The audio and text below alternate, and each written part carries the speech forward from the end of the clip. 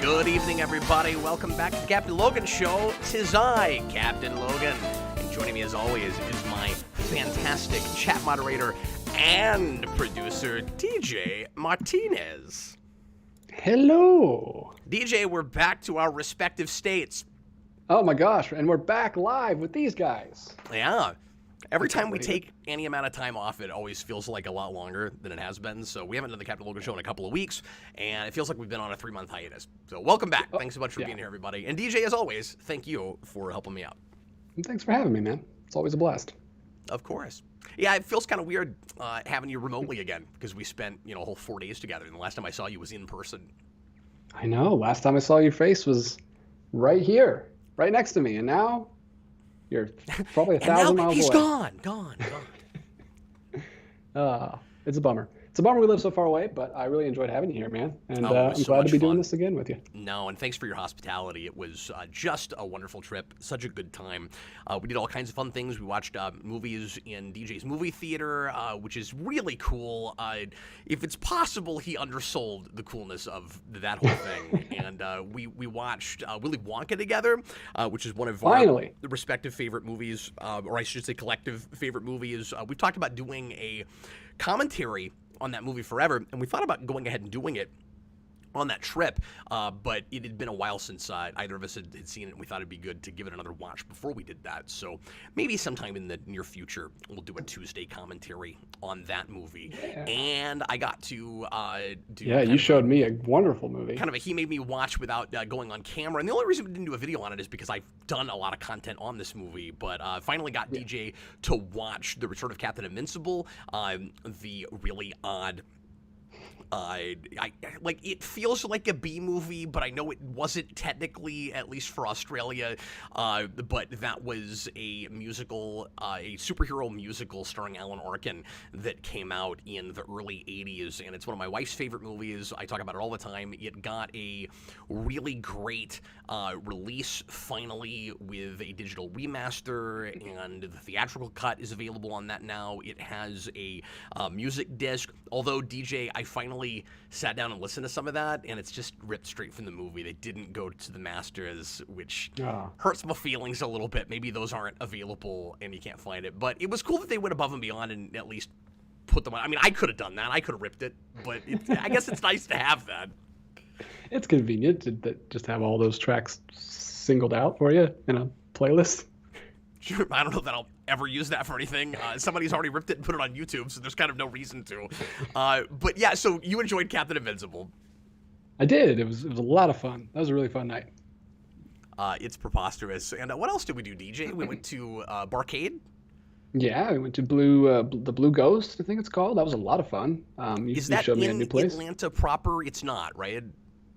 No, I'm a little bit north of Atlanta, and I think it was a couple exits up for me, so it was a little bit more north. But I just wanted to give people a sense of where it was in case you happen to be in Georgia or passing through Georgia, because I think it was one of the better barcades I've been to. Say again. I think it was in Woodstock, was where the barcade was. But yeah, it was a lot of fun. I wasn't totally sure what city we were in. A lot of cities, lot of Atlanta and around surrounding area is very confusing. It's huge, but yeah, we made it fun, and definitely thanks to you for bringing up that barcade, because I wouldn't have thought to do that, and that was a lot of fun. Sure, yeah. Well, we were talking about arcades, and we almost did just kind of your standard David Buster's or whatever, and I don't love those. Like, these days, they're okay if you want to go, try to win tickets and stuff, but for a while, that was kind of all there was, and then a lot of barcades started popping up around, 2016, 2017, more and more, and every place I travel, I find them, and we've got 2 or 3 really good ones in downtown Kansas City here. And when we started talking about arcades, I was like, I bet I could find us one.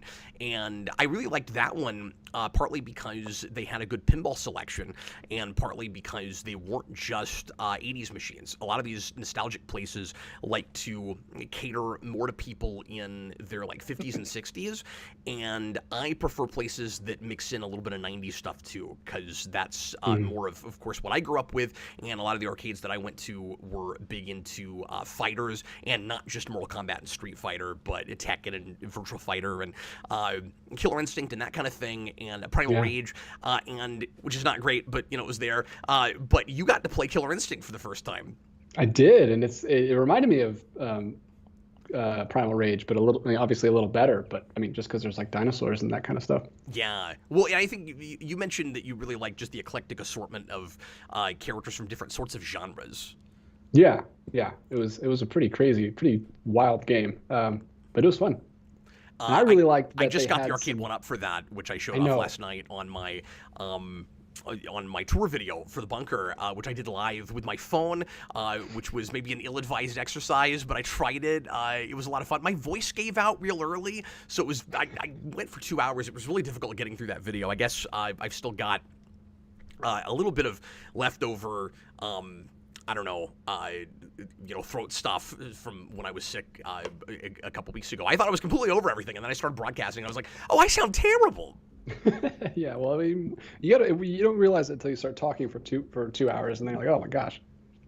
I knew I was in trouble in the first 5 minutes. You can still hear it a little bit. Like I'm not 100% yet in my voice. I feel fine, but I just don't sound the best. It sucks. Well, you look great. Oh, thanks, man. I'm excited to get your thoughts on some trailers, man. Yeah, what is this? We'll get into that in just every a second. time we take a break, there's just madness that happens. Well, and it sucked that we didn't have a show planned for last Thursday because all these came up on Thursday last week, and we would have had probably a bigger show with more interest. Like, everybody's waiting on these trailers at this point already, but I thought, just in case you happen to care what I think about these, I'll knock them out real quick at the beginning. I don't have a ton to say about any of these, so I'm going to go pretty rapid fire. I always say that, and then I take 45 minutes, but I don't plan to talk that long about the trailers this time. So I'll go real simple. I give you just kind of a bite-sized, how I felt about each of the trailers, basically. And then if there's anything that you want me to delve a little bit more into with those, feel free to ask about them in the comments when we get to the Ask Me Anything section. But I wanted to mention another first for DJ on my trip there is I got him to eat sushi for the first time.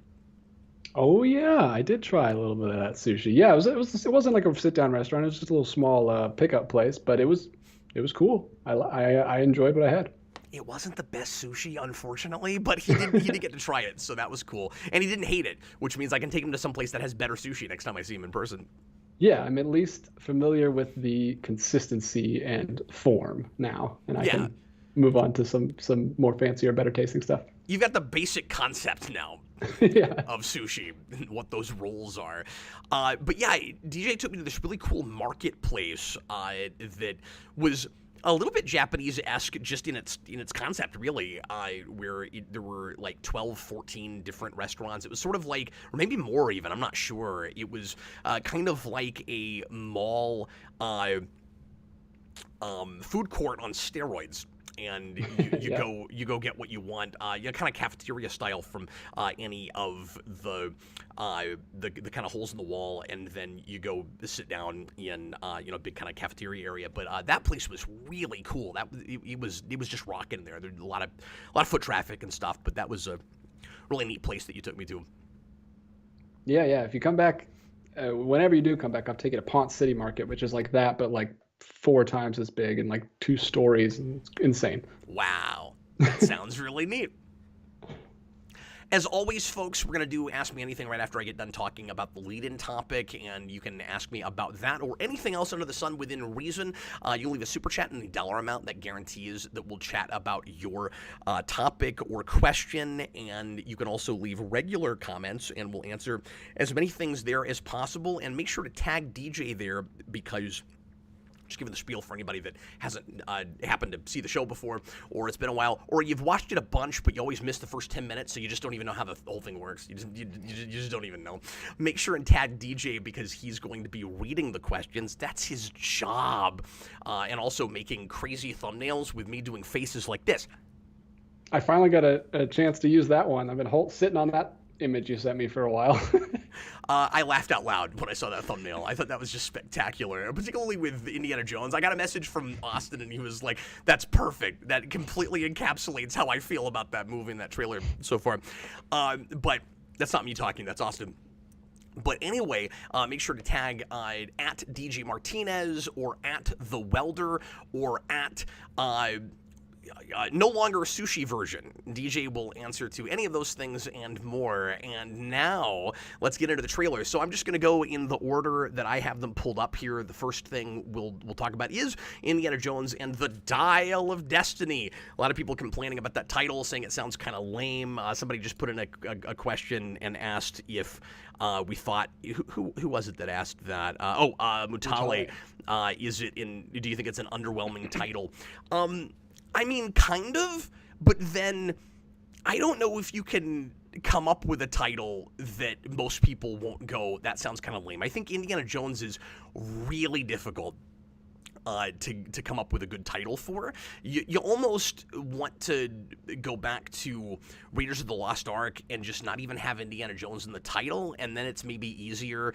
Because I don't think you would call a movie The Dial of Destiny. I think when you put Indiana Jones in there, it sounds a little better. Indiana Jones and the Dial of Destiny. If you could, Indiana Jones and the Last Crusade. I don't know if you would have called that just Last Crusade or Kingdom of the Crystal Skull. But if you could come up with something like Raiders of the Last Ark that doesn't sound like, and maybe I'm just saying that because that title didn't have Indiana Jones in it in the first place, but if you could come up with something that doesn't require Indiana Jones maybe right away, you've got a better leg to stand on where people aren't going to roll their eyes at your title. I kind of want to see it in the context of the movie, and I haven't been following the production of that. I'm not a big Indiana Jones fan. I will see that movie, but I kind of want to go into it as blind as possible, besides just, watching the trailer.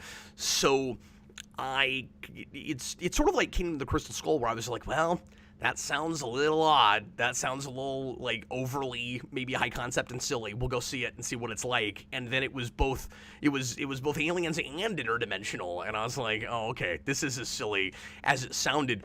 Dial of Destiny, I don't even know what that is in lore or anything. I'm assuming that comes from something probably. So I kind of just want to see the movie and see how it fits there. Maybe I'll walk out going, okay, that's an okay title. But it doesn't immediately make me want to rush out and see it or anything. Yeah, I didn't know about this. I didn't watch the trailer, so I didn't know what it was called. But isn't that just the name of an artifact? It seems weird to get upset about that. Crystal Skull is just an artifact. That's what all the titles are. I don't... Yeah, if the thing is just called the Dial of Destiny, then I don't. It's not that weird of a title. Yeah, maybe people don't like it because it's alliterative, and it sounds a little goofy. Unless it is a thing they made up. I don't know. Yeah, I don't know. I'm just guessing that that's the artifact they're looking for. Maybe it's not. It could just be. Oh no, I'm sure that's what it is. Else. But I'm saying, is it is it an artifact that's in some kind of real world lore that I've never heard of, like Crystal Skull was, or did they make it up for the movie? Because usually they go to something that's they usually pick in something. Some culture, be it Western, Eastern, or otherwise. I guess the only one that isn't that way is Last Crusade. Because that's not the name of an artifact. Yeah, it's not called Indiana Jones, and can't even think of what the stupid cup is called right now. yeah. I mean, they should call it they should call it Indiana Jones, and okay, we made more of these after all. Indiana Jones and the Last Crusade. Indiana Jones and the Goblet of Fire. We'll just start going to other things like Harry Potter titles. That'd be amazing. What is that thing called? I can't even think of it now. You've blanked my brain, and now I feel like an idiot. I can't think of it right away. I can only think of Chalice. The Holy Grail. There you go. And we're and all we had to do was go to Monty Python. There's already a movie with that in the title. That's all we had to do. Indiana Jones and the Life of Brian. There you go. Anyway, Indiana Jones and the Time Bandits. I would watch that. Good grief. So amazing. But is it like that with Kingdom of the Crystal Skull too, where it's alliterative, so people think it sounds kind of goofy, or is it that that's not as well known as, and Temple of Doom is just a cool sounding title. Mm-hmm. But is it like everybody knew what the Holy Grail was? I think Destiny as a word has just been ruined for us. I feel like Destiny as a word is just cheesy now. You can't really say that seriously anymore.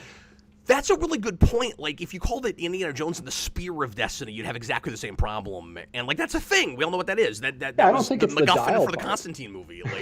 Say again? Yeah. I don't think it's the dial part. I think really is just the destiny that makes it seem cheesy. That is a terrific point. Well, I'll go ahead and get into the trailer itself a little bit. I have to say, I was a little bit underwhelmed by it, to be brutally honest with you. I hope it's good. I hope I enjoy it. Like I said, I don't have a huge dog in this because I'm not a giant Indiana Jones guy.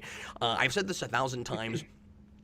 I don't need any more of those with Harrison Ford. I honestly didn't need the other decades later sequel, and now this is also almost decades since even the last one.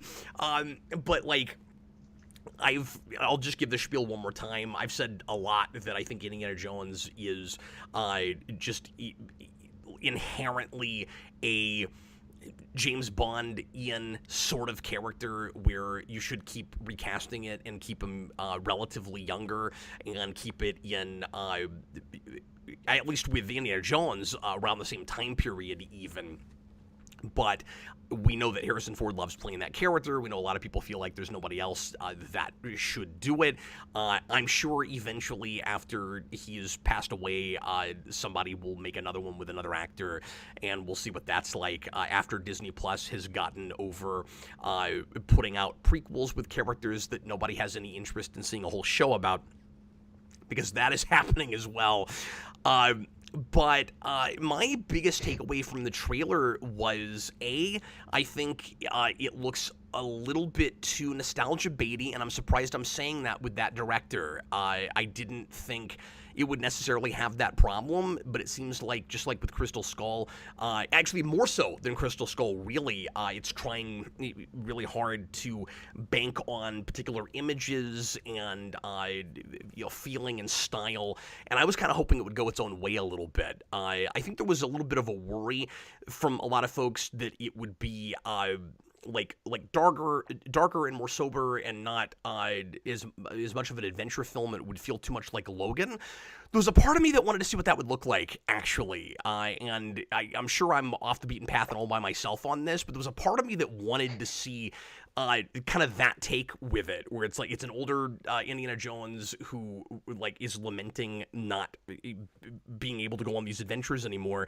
and now of course he'll have to go on some sort of one, but maybe it's a little bit more low key, or maybe it's a lot scarier in some way. I could have dealt with Logan, the Indiana Jones version, or something a little bit closer to that. But alas, that's not what it looks like.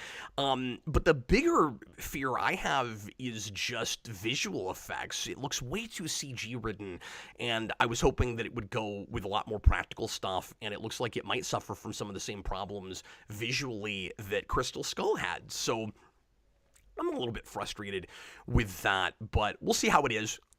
Maybe I will get lucky, and it's a lot smarter than it looks, or at least is just a really good time.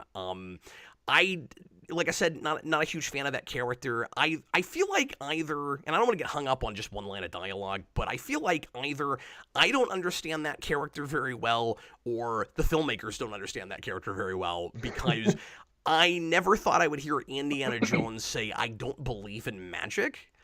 Like, how? Like, with everything you've seen, how? And he's like, "I don't believe in magic, but I've seen things that I can't explain, and I've come to this to the realization that it's not about what you believe, but like how hard you believe in it." And I'm like, first of all, that sounds like a really sappy thing for Indiana Jones to say, and second of all, I get that he's kind of pivoting a little bit right after "I don't believe in magic" and saying, I mean, I can't explain the things I've seen, but like it doesn't fit into my worldview. But like, he's lived a lot more life since he saw magical artifacts than before he did.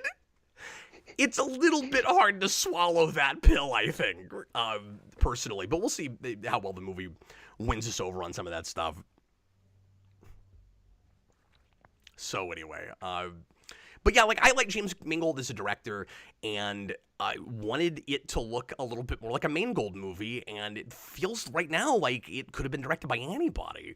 But maybe he's trying harder than I want him to try to live up to the look and feel of Raiders.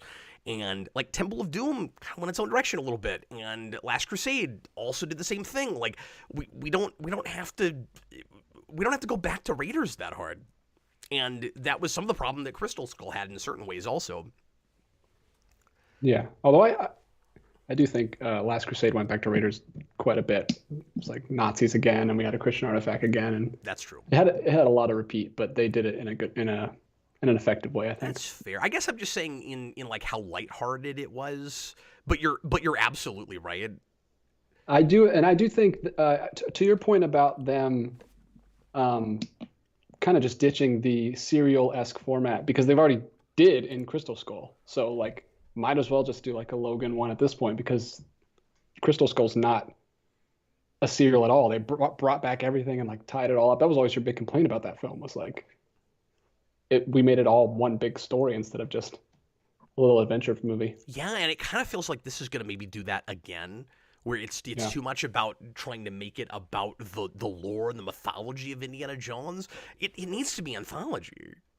Yeah, I don't need you to reference anything in the other movies. Well, I mean, if they had just kept going with that, obviously it's the franchise is in a whole different place now because almost half the franchise has been memory films, callback films. So No, that's true.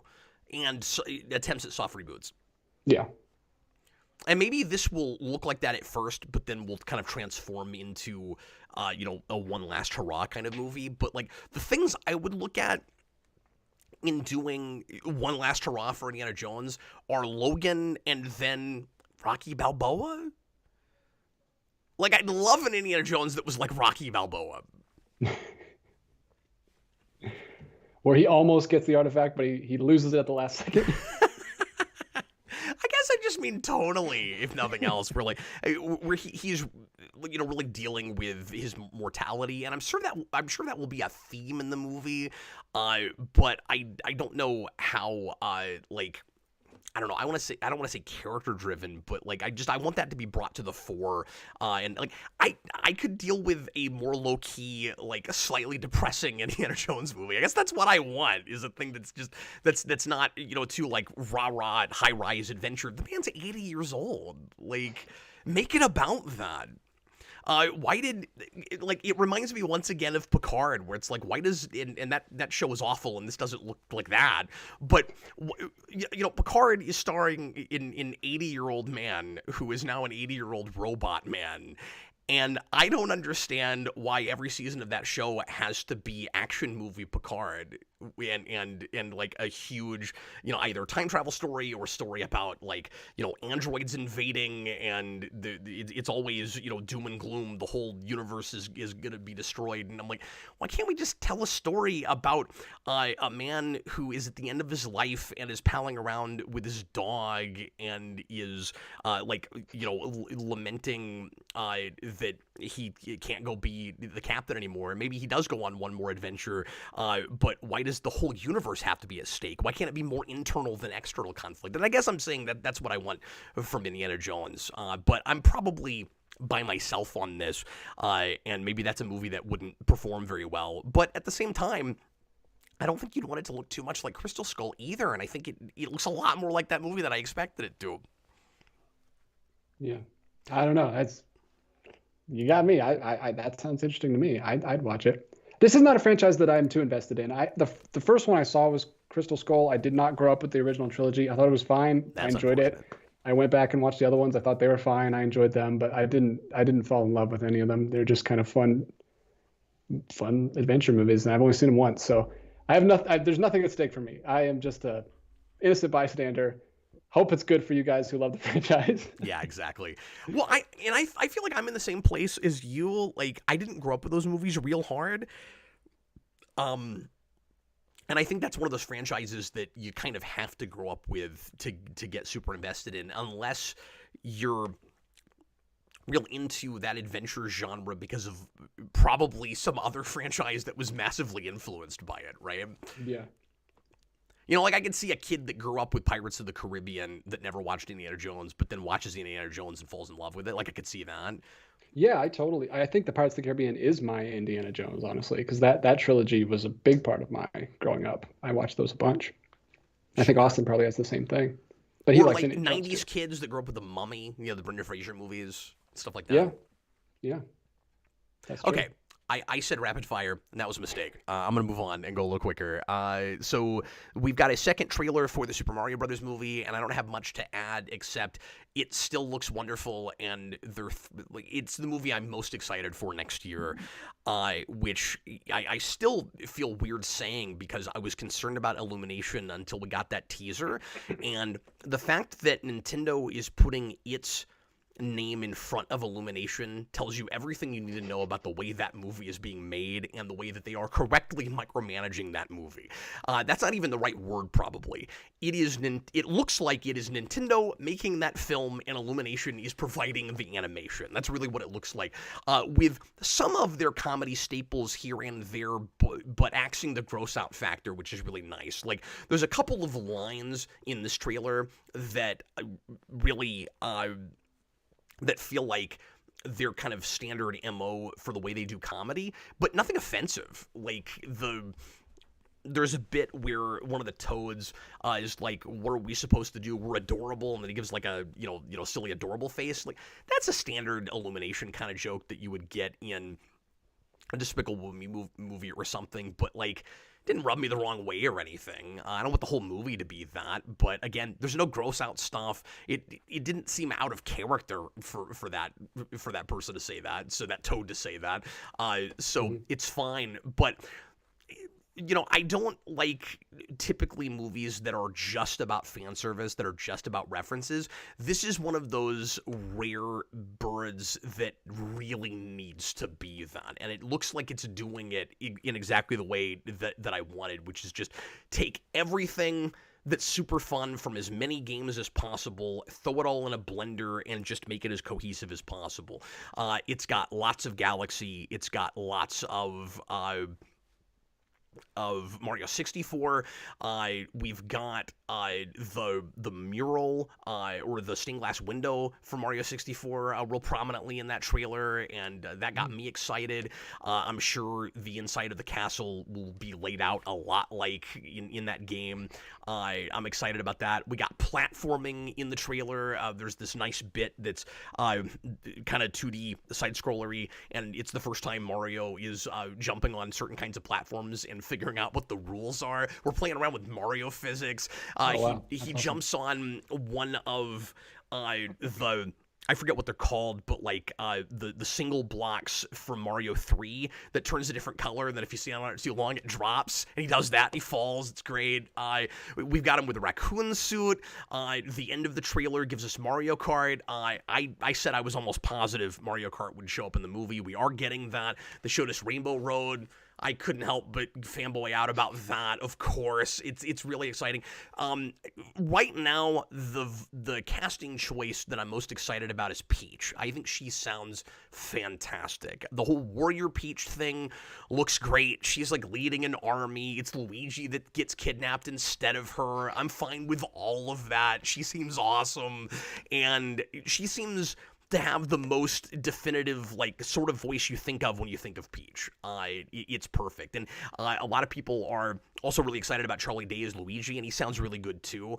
But right now, MVP, I'm calling it, is going to end up being Peach, with probably Jack Black as Bowser as a close second. More and more, his voice is sounding like Jack Black, I think, is disappearing, and Bowser is seeming like as menacing as he ought to. We're not just making a big joke out of him. He seems like a force, but he's also funny, and I'm stoked. Just everything about it looks just like it should. It's the movie that I imagined as a kid. Everything that we're seeing from it so far. Once again, I'll say it's what Sonic should have done. I wish that they had gotten to this first, because it would have been more successful, and it would have made more sense that it has a fan base, because I still don't get why people like those movies, but as much as they do. I thought 2 was a little better, but I digress. It's just really exciting, and I didn't think I could be this excited about a movie made by Illumination, but I don't think they're exactly making it. I think they're providing the animation, and it also looks as good as any animated movie we've had in a long 3D animated movie we've had in a long time. It looks close to, if not straight up Pixar worthy, and I predict it's gonna do a ridiculous amount of money and is gonna do better than the Lego Movie by possibly a wide margin. Wow. Well, that's awesome, man. I don't have to watch the trailer because you got me excited. So yeah, and I told you everything that was in it. Sorry about that. I'll just watch the movie. That sounds great, man. I'm so happy that you are so happy with it. I'll be shocked if we're at all disappointed with that movie. I think it's just going to be wonderful. And it feels like a thing that is, it just feels authentic. As with, as I said with the fan service thing, it feels like something like Batman versus Ninja Turtles, where it's just like what you'd want as a big fan of that. Like it doesn't feel like adaptation. It feels canonical. It feels like a thing that when it's all said and done, we might think of as just the definitive origin for that character, and all the games, happen after that. And I don't know if it will be that way, but that's what it feels like, which is really exciting to me. That I don't feel like I'm looking at adaptation. I feel like I'm just looking at those games giving us a movie, which is a different thing. You know what I mean? It's like when you make a movie version out of a TV show with most things with the exception of like Power Rangers, where, it's canonical. It's not an adaptation. It's part of the thing. And that's what this feels like so far to me. I will briefly mention now Transformers Rise of the Beast. I don't have a lot to say about this, except it looks like kind of more of the same with the Bay Transformers stuff, except he's not making it, so it probably won't be as counterintuitive and irritating in its storytelling, but there's not a ton grabbing me with it. Like, I appreciate that. And I'm not a giant Transformers guy by any stretch, and I haven't seen any of Beast Wars in a long time. But I appreciate the designs of most of the Transformers, apart from some of the Beast Wars stuff.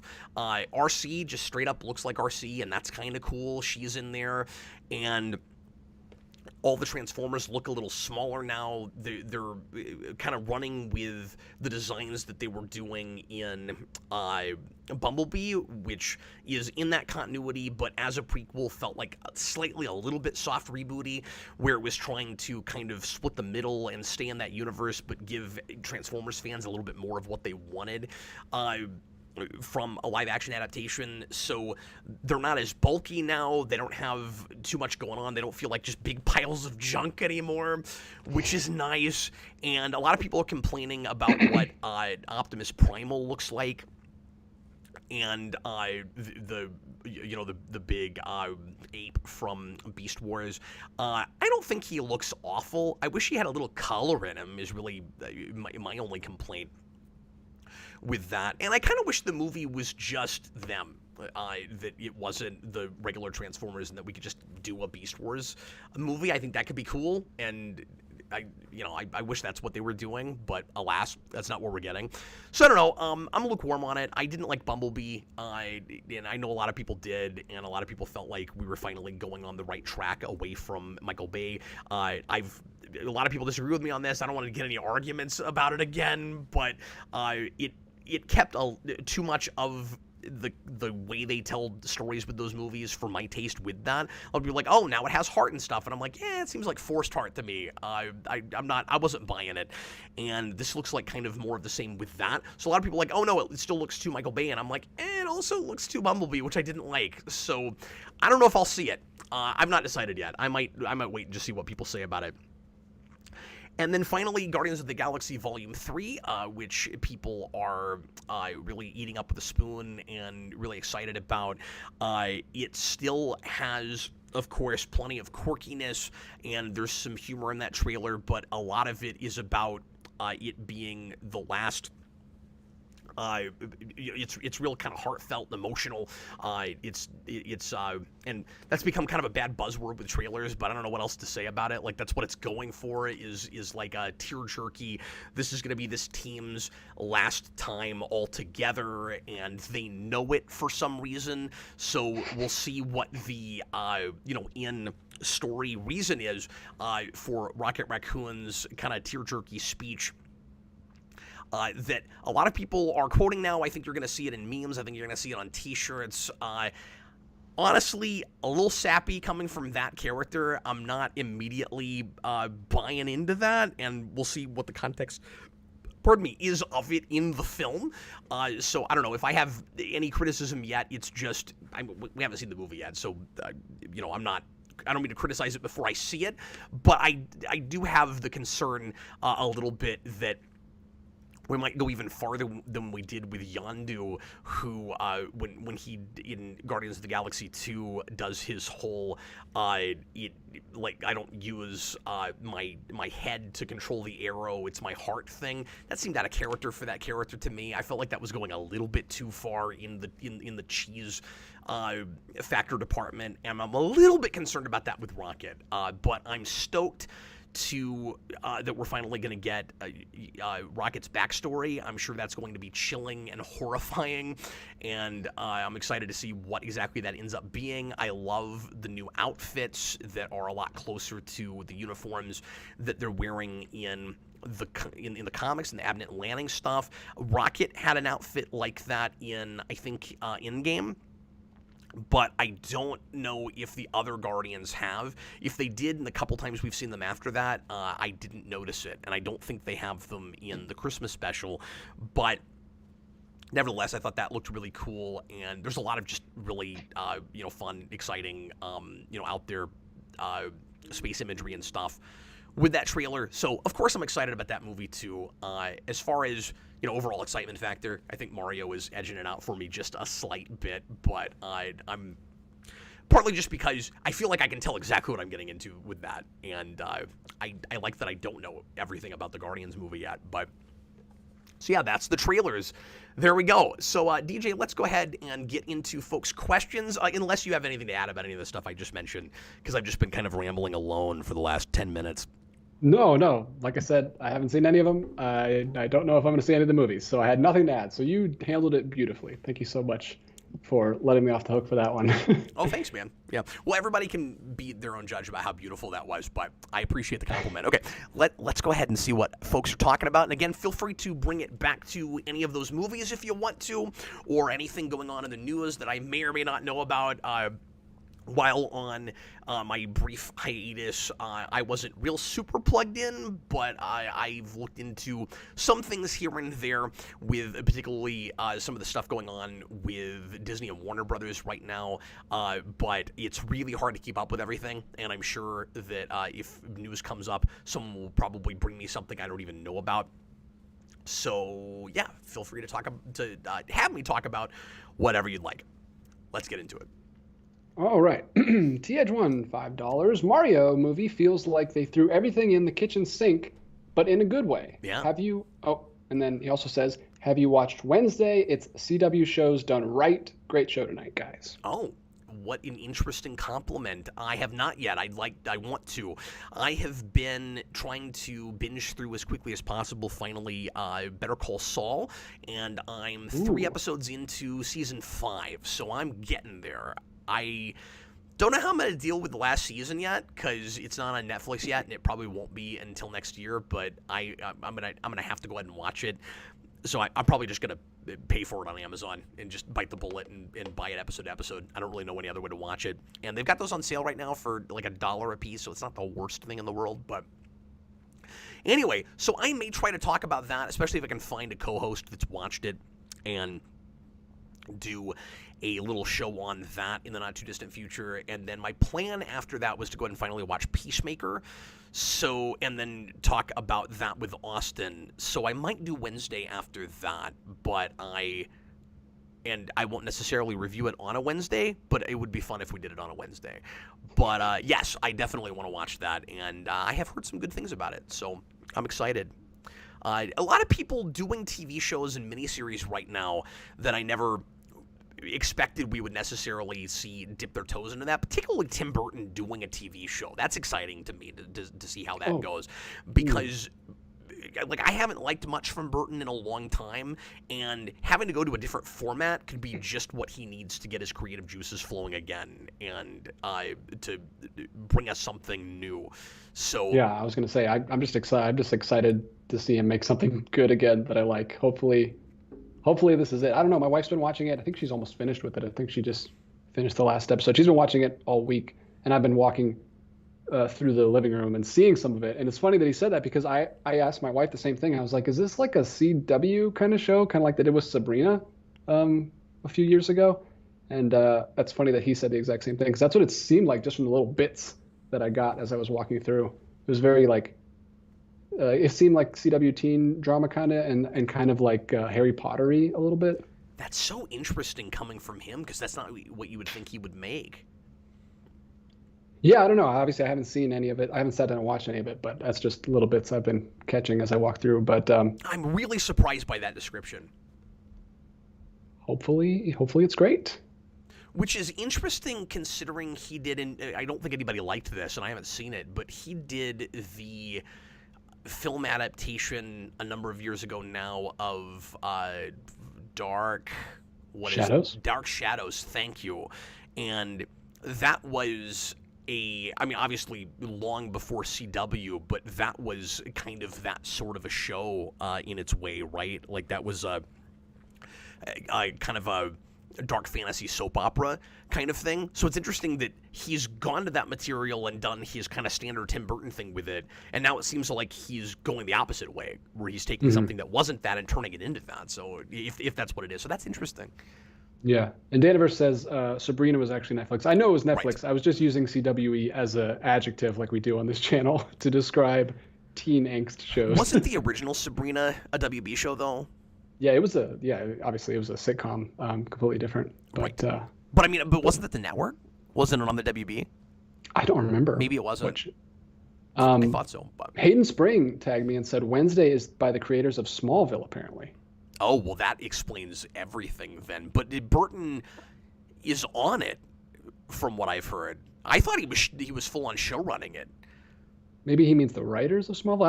I don't know what Hayden Springs means by that, but maybe elaborate, because that's interesting. Like, is it Goff and Miller? Because I hadn't heard that, if it is. But I mean, if he means the creators, he's talking about Goff and Miller. So it's possible that they're writing it and show running it, and Tim Burton is directing some or all of it.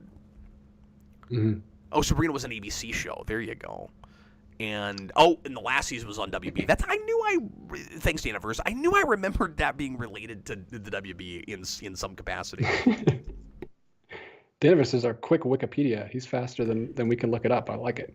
Yeah, that's why I don't bother looking stuff up, because it'll show up in the comments. I've gotten so lazy about that. I'm just like, when I can't think of somebody's name, I just go, I'm just gonna stare over at my comments, because somebody's gonna throw it in quicker than I can look it up, and then you have to listen to me type. Yeah. So that was T-Edge ones. Shall we move on to John Ty? OAW says it is indeed Miller and Goff. Fascinating. Wow. I'm even more interested in it now, to be honest with you, because I've always wanted to see something else by them. Yeah, because were they the ones that they had on the Smallville podcast? I know they had some of the creators on, but I can't remember if it was those two writers. Miller showed up for one, I think. Okay, because the way they talked about it was like, we had no idea what we were doing, and we were like way over our heads, and we were.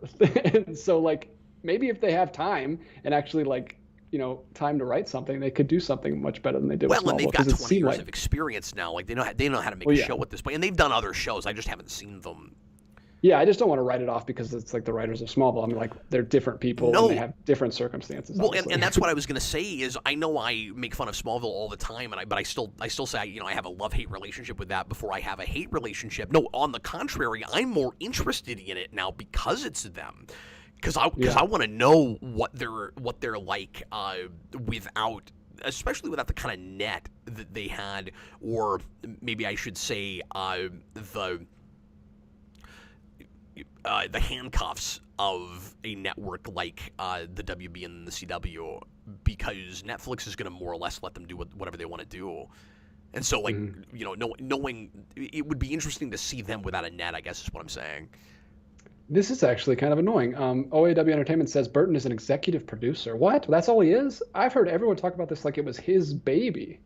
Oh, we're That's back kind to of Nightmare Before Christmas all over again. yeah. What? He's just an executive producer. Like he's just coming in and like giving That's some not notes. fair. He obviously did design work and stuff for that movie. Don't get me wrong, but people talk about Nightmare like he directed it. Yeah. So yeah, if he's not, he better at least be on set some, or I'm gonna be kind of disappointed. Because it'll suck if Yeah. I watch that show and then all he did was executive produce, and then I'm like, okay, well, that explains it. The show's fine because he wasn't there. Like that sucks, right? Like I Yeah, want an him to executive be producer is such there a vague. and be part of making it, and it be great. Because I think it's really sad that Tim Burton has just been spinning his wheels for the last couple of decades and making kind of the same thing over and over again. What sucks about that term is like it could be anything. Like you could just give money to it and be put on as an executive producer, or you could be like hands-on every single day of shooting and working hard and still be called the same title. Yeah. And like nobody knows. You get credit if it's good, and if you get blamed if it's bad, even though The only way you might not have done anything. Yeah, the only way you'd really know, and even then, maybe not entirely, is just if he does an interview and you can kind of tell the way he's talking about it that he's actually involved and knows what's happening and knows what's going on with it. Like I think a lot of the time you can kind of see through people when they're an executive producer, they talk about it like they did more than they really did. Like I feel like you'd sort of be able to tell. But then again, Tim Burton is also the least articulate person on the planet. Yeah. So maybe you wouldn't be able to tell from an interview whether he he really did anything with it or not. Tom says he directed 4 episodes. Well, there you so go. it There seems you like go. He's definitely involved, so that's good. And he wrote some, so yeah. He's It would more have involved. shocked me if he didn't, because that's what I had been hearing was that he was Yeah. directing and he was actually, there on set and being part of making. But I thought he was full on show running it, and I'm not taking anything away from him if he didn't, because it sounds like he directed half that show, or close to half that. What did that get? 8 or 10? Yeah, one of those two. It's either 8 or 10. I Okay, think. well, if he directed half the show, then if it's good, we can give him a great deal of the credit for that. Yeah. That's good. I thought it was another one of those instances where, like, what was that movie that they threw Peter Jackson's name like all over and like pushed it on? It was like a traveling buildings, towers movie. What was that movie weird. called? It's like a future. It was like Oh, I an know what you're apocalyptic talking future about. movie where the houses were moving. And they Yeah. kept saying Peter Jackson, and he was just an executive That producer. nobody saw, and it made like $10. Yeah. Yeah. Let us know what that movie is, guys, before we have to look it Yeah, up. because I'm not gonna look it up because somebody's gonna put in there. It's gonna be like that Tom Cruise movie. I can never remember the name of Edge of Tomorrow. Edge of Tomorrow, the most generic sci-fi name ever. Mortal Engines. There you go. Thanks, Mortal Daniverse. Engines. There he is. Daniverse, always quick on the draw. Man, now is he looking things up that fast, or does he just know freaking everything? He's a facts guy. All right, let's move right along, shall we? Senior Sticks. Yeah. $2 says they will bring back indie via holograms and CGI. Man, people keep making that joke, or I think maybe half seriously worried to death that that's what will end up happening, and not just with Indiana Jones, but that we'll have more and more of these classic characters that actors have passed on, and we'll just find somebody that can do a half-decent voice impression, or even worse, we get to the point where we're good enough at making everything in a computer, including voices, and we don't even need to cast an actor to do any part of a performance anymore. And we make a thing 100% in the computer, and then eventually we'll get to a place where the computer itself writes the story and directs the thing, and that's going to be the real... I'm soapboxing now. That's going to be, DJ, the real, like, backdoor, horrifying Terminator future, right? It's not going to be the machines take over and murder us all, and like the Matrix or Terminator or something. They're just going to start doing all of our creative thinking for us, and that's how they take over. Yeah, That's ultimately what's going to happen. Wall-E is scarier than Terminator, is what we've just established. We're just gonna balloon up into these blimp people watching TV all day on our hover chairs. Like, we're not even going to have a human being that conceptualizes a thing in the first place and then has a computer make it. We're going to get to the point where even, like, the initial idea comes from an AI in the first place. Anyway, I'm getting off track. I am legitimately worried about that kind of thing happening, where you have like actors continue acting long after they're dead. Obviously I don't want that. I want cinema to remain, this is so weird to even say, made by human beings and having real performances, and the things that are made in a computer are so well integrated and either have to be made that way, or you once you see the movie, you buy that was the best possible choice, and that it's not just a lazy way to make movies, or just that's how we do it now, so that's how we're always doing it. I know sometimes people get annoyed at me for talking about practical effects too much, like, I'm anti-CG. I'm just anti being taken out and it being too clear that what I'm looking at is not actually there, especially when I've seen movies from decades prior that do the same kind of thing practically, and it looks more like it's really there. When like old 70s and 80s model work with spaceships and buildings and cars and what have you look more real than what you can do in a computer, we should be doing more of it practically, or we should give the soapboxing again, or you should give the visual artists the time they need to make it look as real as humanly possible.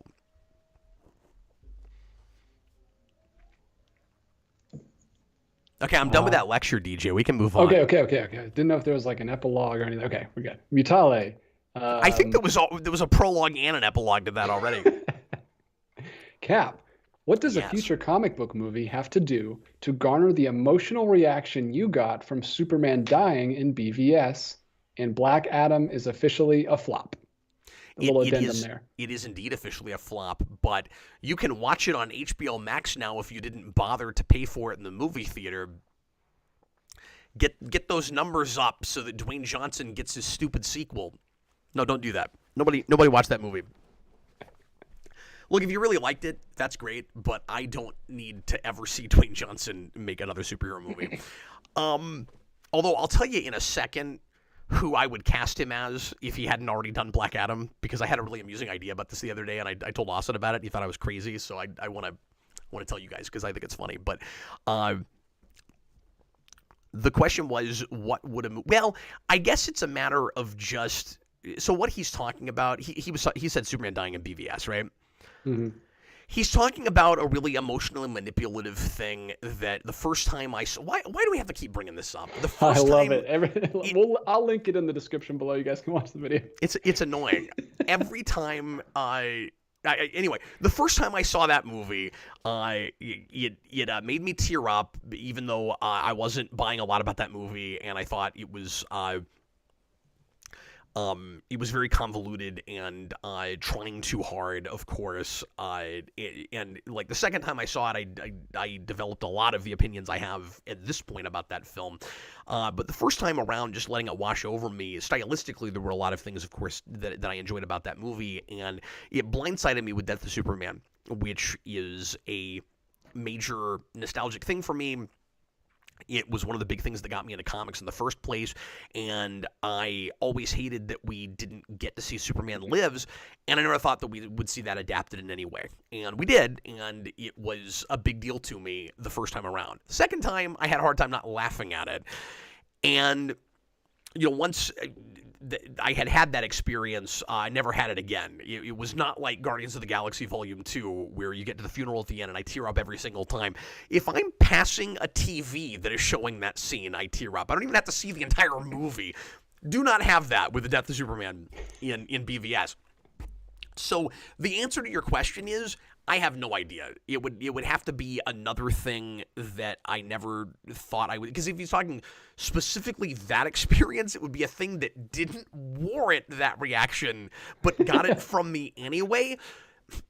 So, like, the only things I can think of right off have already been done because they're big and iconic, and I'm not the only person on the planet that would have an emotional reaction to it, right? So I want to say, like, the Bane backbreak with Nightfall, but then we got that in Dark Knight Rises, and we actually got it. That was one of the things that movie did really well. I actually really liked that scene, and it didn't make me tear up or anything. It wasn't that kind of a scene, but I can't think of any great examples really of other like big comic book things that matter a lot to me, where if I finally got to see it, I would just lose it, because this stuff is so mainstream now. I've kind of seen most of it now in some iteration or another, and I can't think of anything else that really gave me that reaction. So like that really was the big one. I'm just imagining you crying in the scene where Bane breaks Batman's back and rises. That's really funny to me. You're just weeping in the theater. I've always wanted to see that. Yeah, it's not exactly the same thing. That's a fun question, though. So, yeah, no, it is. And my apologies, I can't think of a great answer to that, but nothing. Maybe a good Spawn movie.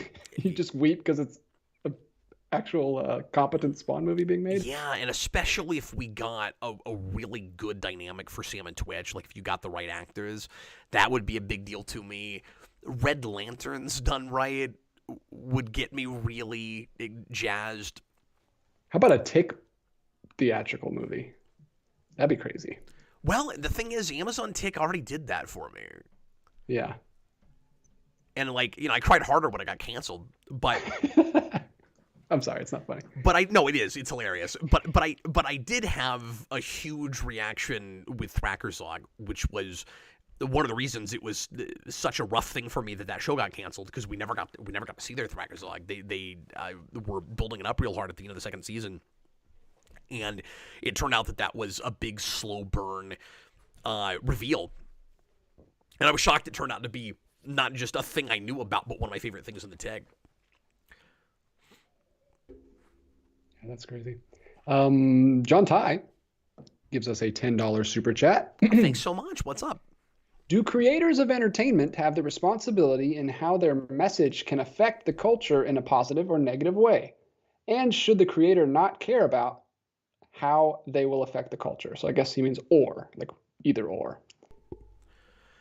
Should that be the responsibility they have to think about, or should they just make the art that they want to make? That was John Ty, right? Yeah. That is a consummate John Ty question. And his questions have been a lot more, I don't want to say like surface, but a lot more just kind of like standard Captain Logan show kind of questions. Q&A The last several shows. This is old school John Ty. He's bringing it back. He's got really a thinker for us. DJ, would you like to field this first? I would be very curious to know your thoughts on this, because I have answered variations of this in the past. Oh, yeah. I have gotten recently, if you don't know much about me before I was on this channel, it's actually happened after I was on this channel. I was not into, I pretty much exclusively only watched science fiction comic book movies. Like that's all I bought. That's all I watched. That's all I collected. And very, very recently is when I started getting into more, or less, I should say less, mainstream movies. And I know that's kind of what I'm known for now. And that's not who I was. I mean, we always say you're a different person from like day to day. I am a completely different person. Like I wouldn't even recognize myself. I'd probably be like turned off by things that I say now. Or maybe think I was kind of pretentious, but maybe not. But so it's hard, I have. But can I say real quick? It's hard to Yeah. watch as much, for lack of a better word, like art house or classic movies, like, you know, I don't want to say real stories, but you know what I mean? Yeah. The kinds of movies, and talk about them at all and not come off a little bit pretentious. Like it's just impossible, because a lot of it is you'll talk about those things to people and with people that haven't seen a lot of it, and it can be like I'm struggling with this a little bit, because I don't want to sound like I'm throwing anybody under the bus or being judgmental or anything, because I watch more mainstream than I don't, partly just because of what I do, of course. But when all you watch are blockbusters, there's a lot of other kinds of storytelling that you're just not going to be familiar with unless you like read a lot of books and stuff. And so when people start talking to you about more kind of low-key character-driven stuff, things with more internal conflict, you're going to come off pretentious. It's impossible not to. Yeah, it's just different kinds of filmmaking have different purposes, and that's what I say all that to say this. I wasn't trying to give a background on myself. I was just Yeah, saying like sorry. I have a different opinion on this because I watch so many movies now that are not for the cult. Like they're in subcultures. Like they're not. I think this It's not question broadly the accessible. answer to this varies by what you're doing to some degree. Like if you're just making something that came to you in like a dream or like a personal story that you're trying to convey in like a very like you said art house film that you don't even know if anyone's going to see, like just make your art, like just get it out. A lot of filmmakers make things for themselves, but I think it gets more sticky when that you are making these like blockbuster like products that don't, I don't know, they which I don't like. I don't like those kind of things when it's made as a product, but they do have to start weighing those kind of things because they're Yeah. big businesses, and all that comes into play. And I think it messes with it's not 100% art at that point. It's a different beast. So I do think they have to weigh those kind of things when they're making those kind of films.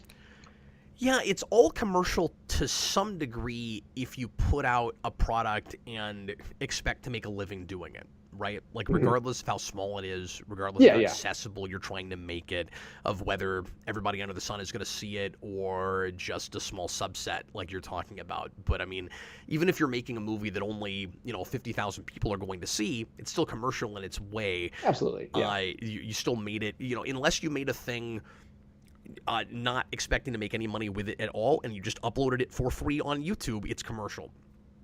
And even then, it might be commercial if you're getting ad revenue or anything from it, or if you did a Kickstarter to back it, or whatever it is. But I'm just saying, it gets more important when it's like $350 million, like 200, like the budgets are insane these days. Like, yeah, and when you're trying to get everybody to go, you are, without question, undeniably affecting the culture, influencing the culture, and you're trying to get as many people to go as possible. Yeah. Yeah, I really hesitate with this kind of thing because I don't want to say that any artist. I align with you 100% on this. I at one time I probably would have said, like back in the early GNN days when I didn't know nothing but people watched me anyway. Now I know still not much more. But maybe a tad more. Back then, I probably would have said no artist has a responsibility to do anything but express himself, and if he is not speaking truth, you should hope that people are smart enough to recognize that and ignore it. And anyone should be allowed to, because I'm a pretty.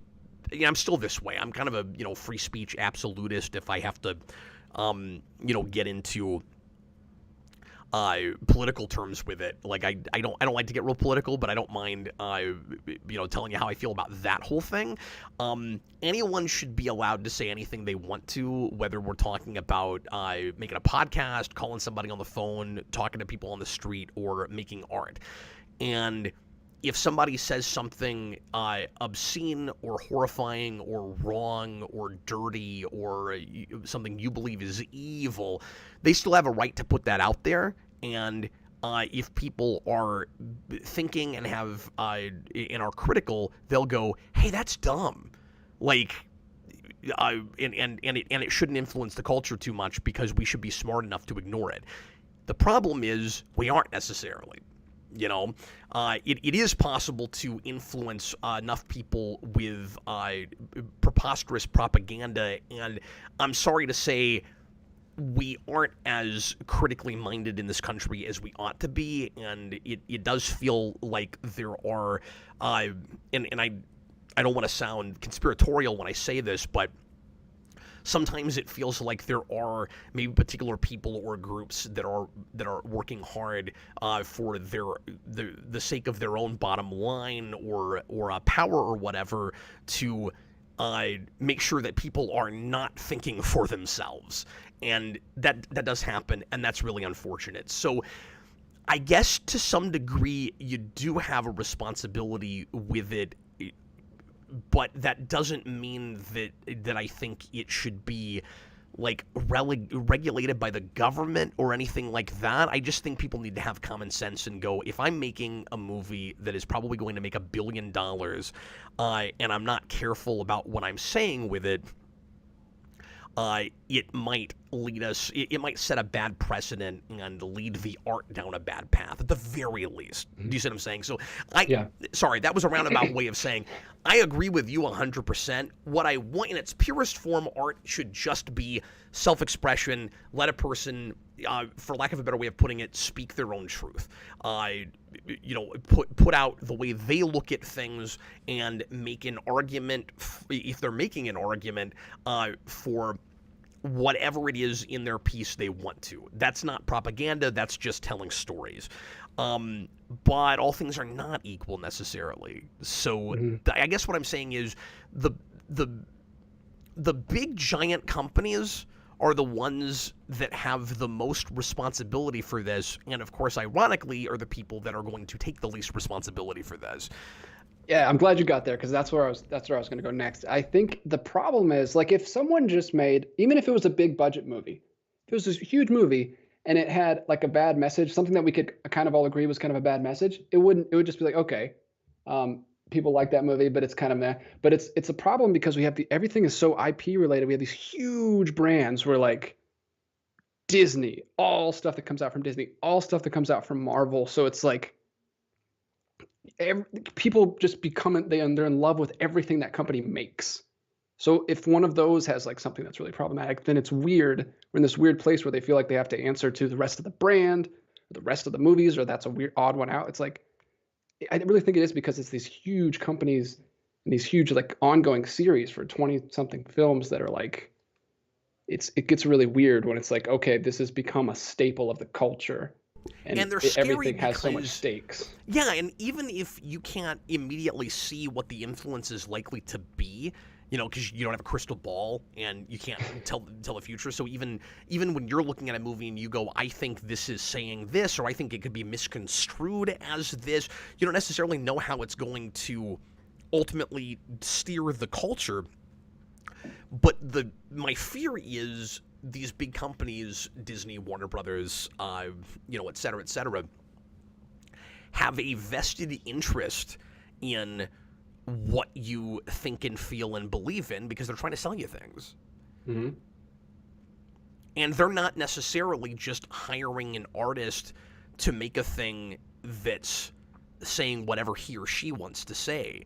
And when it feels like that's happening, I feel a lot better about the 2 or 3, $100 million movies where it's like, yes, this is a cash cow, but it's also just a movie. And I feel that way with, this is just on my mind because we've been talking a lot about him lately, but I feel that way for the most part about things Gunn's been making.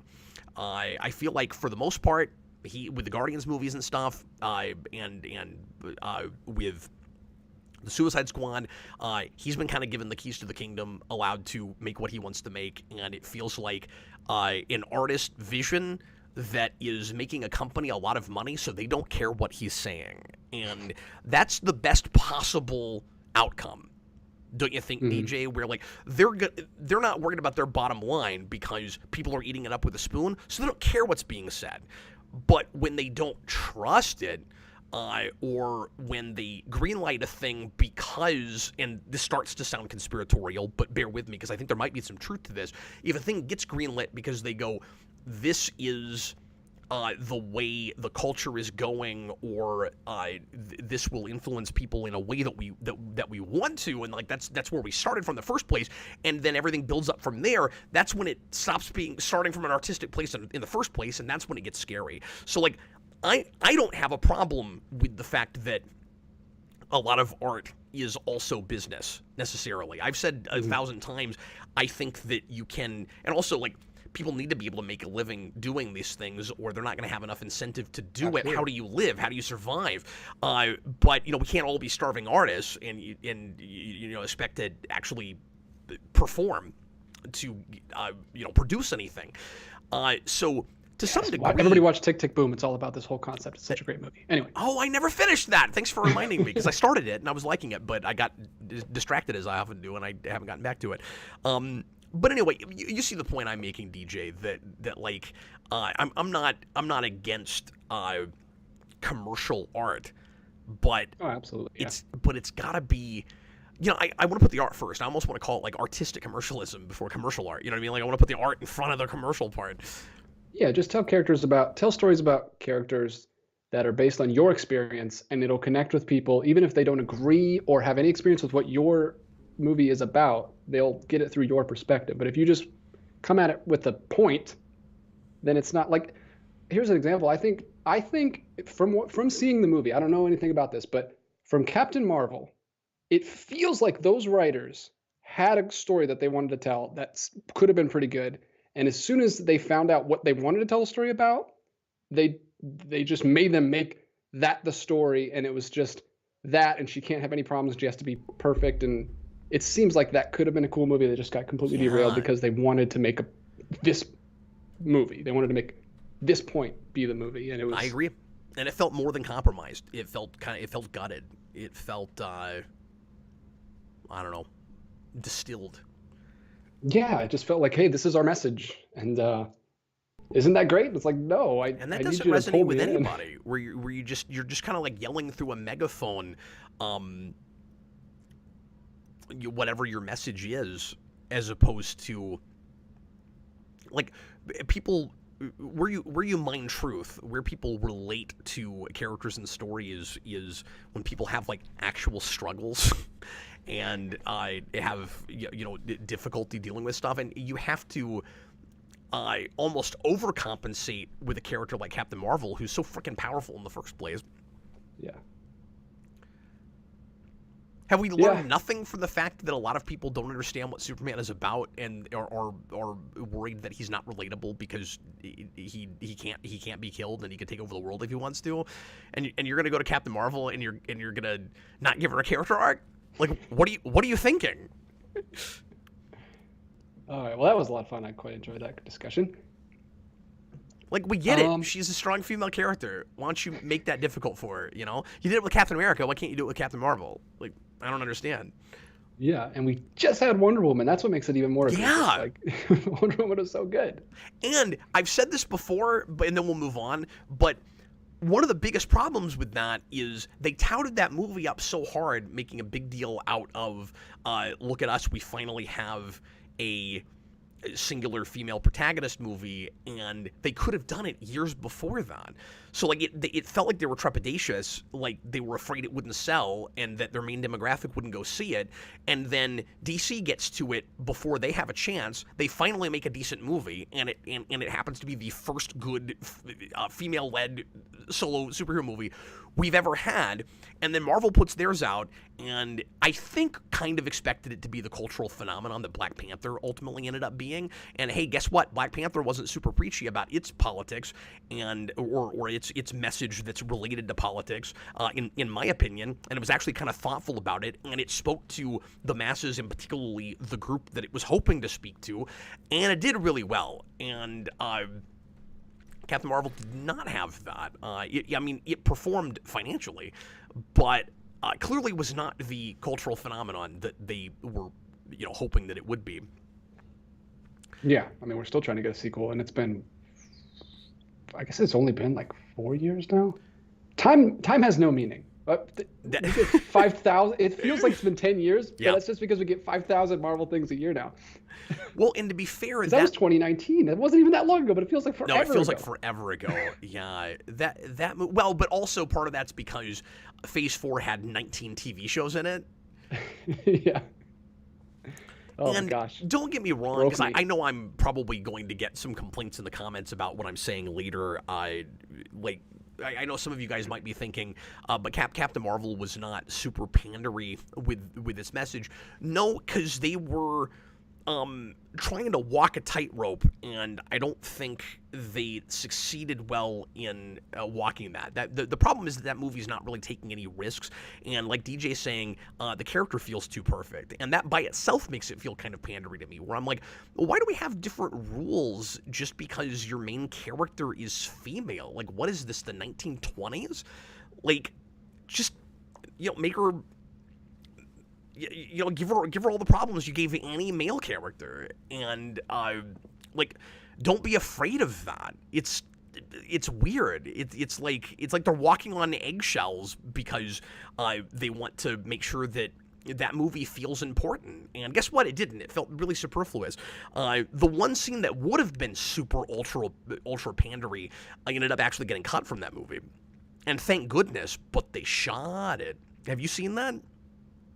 No, I don't think I've seen any of the deleted scenes for that. There is a guy that and to be fair, like, the character is a jerk, certainly, but this guy comes up and starts hitting on her, and he is, he's being kind of a pig, but, like, she picks him up and throws him and could have killed him. And we're supposed to be on her side with it. It's nuts. And I'm really glad that didn't make the movie. Well, that's just a movie thing. Like, we're supposed to be, like, so, like, yeah, you got him in Man of Steel when he, like, smashes up that trucker's semi-truck. I'm like, yeah. He didn't own that. That's a company's truck. He's just a truck driver, you jerk. And to be fair, like, I don't want to take this too seriously. To be fair, we always have that, or too often, that, like, characters read the script problem, where it's like, the reason that guy didn't break his spine is because we decided that wasn't going to happen in the story. And so somehow she knew that when she tossed him that hard, he'd be fine. But still, it was overly violent for what he was doing. Like, she could have gotten her comeuppance on him in some way. Like, what he was doing wasn't okay or anything, but, like, the punishment did not fit the crime. Oh, and you're getting corrected a little bit here. Mitali says she just shocks his hand. She doesn't throw him. I mean, I saw that scene one time. I thought she did a thing that should have broken his spine, but it did seem overly violent for what he did. Yeah, I can be wrong sometimes. It's fine. Okay, moving right along. Apparently, we can be wrong all the time and still have a pretty successful show. Well, I appreciate you guys for continuing to watch when my track record is nonsense. Apparently. All right, what do we got next? Senior Sticks. Rocket body rejecting the implants via he is dying. I did not catch that. If that's happening in the trailer. Austin has been predicting for a long time that Rocket's going to die in that movie, and given that he's got the big kind of rah-rah, cheesy speech, that is seeming more and more likely. I have been predicting, partly just because I like arguing with Austin, that somebody is, I'm kidding, that somebody is likely to die in that movie, but it won't be Rocket because he's too popular, and that down the road they're likely to make him an Avenger. But I'm starting to think I'm wrong about that, and that he's probably going to die in that movie. I guess sappy before cheesy was the word I was looking for. But anyway. Yeah, and gun stuff has that. I feel like there's this weird thing where people give comedies, or at least things that are like laden with comedy, more space to be sappy. That I don't necessarily have, but I see that a lot, where there'll be something like that kind of thing where it's like really raunchy comedy, but then it gets super sappy, I think, but everyone's like with it still because the comedy kind of pulled them in. I don't know. That's something I have. Yeah, or they like that contrast because they thought initially what they were watching was just a farce, and then now it's about something. Mm-hmm. I feel like some people have that with Ragnarok. I don't, but no, certainly not. I think that's why that movie worked for a lot of people. What do we got? Mitale, how well do you think Avatar 2 will perform box office wise, and why do you think Geekvolution doesn't appeal to many women in terms of viewers? Boy, that's... I love how he just connects two completely different questions. Yeah, they have nothing to do with each other. And I just read them straight. Look, I wanted to throw in one super chat, and I figured instead of a period, I would just put in an and. That second question is really interesting, but we'll tackle these in order. Read that first question again. How well do you think Avatar 2 will perform box office wise? So let me tell you what I want that movie to do and what I think will happen with it. I want that movie to bomb so bad because I don't like the first movie. I think it's crazy that it's been this long and that's finally coming out. And I have hardly heard anybody talk about that movie in a decade. And yet I know it's going to perform. And I don't understand why it shouldn't. But I just know people are going to come back out of the woodwork, and it's going to be like it was back when that movie came out a decade ago, and you're going to have all these, like, obsessed people who love the Na'vi, who, like, remember the language and all of that. And it's going to turn out that they were there all along, but for some reason, I didn't hear from them for a really long time. There's going to be this whole subculture that was always there, and I thought it had died out and was dormant. But, yeah, I think it will perform. I don't think it should. I don't understand that. I can't explain it, but I just know it's going to be big. I don't know if it's just because it's that filmmaker. I don't know if it's if somebody says, like, look, this guy's making a thing that's really important in pushing the technological envelope forward. Everybody rushes and goes and sees it. I can't explain why, DJ.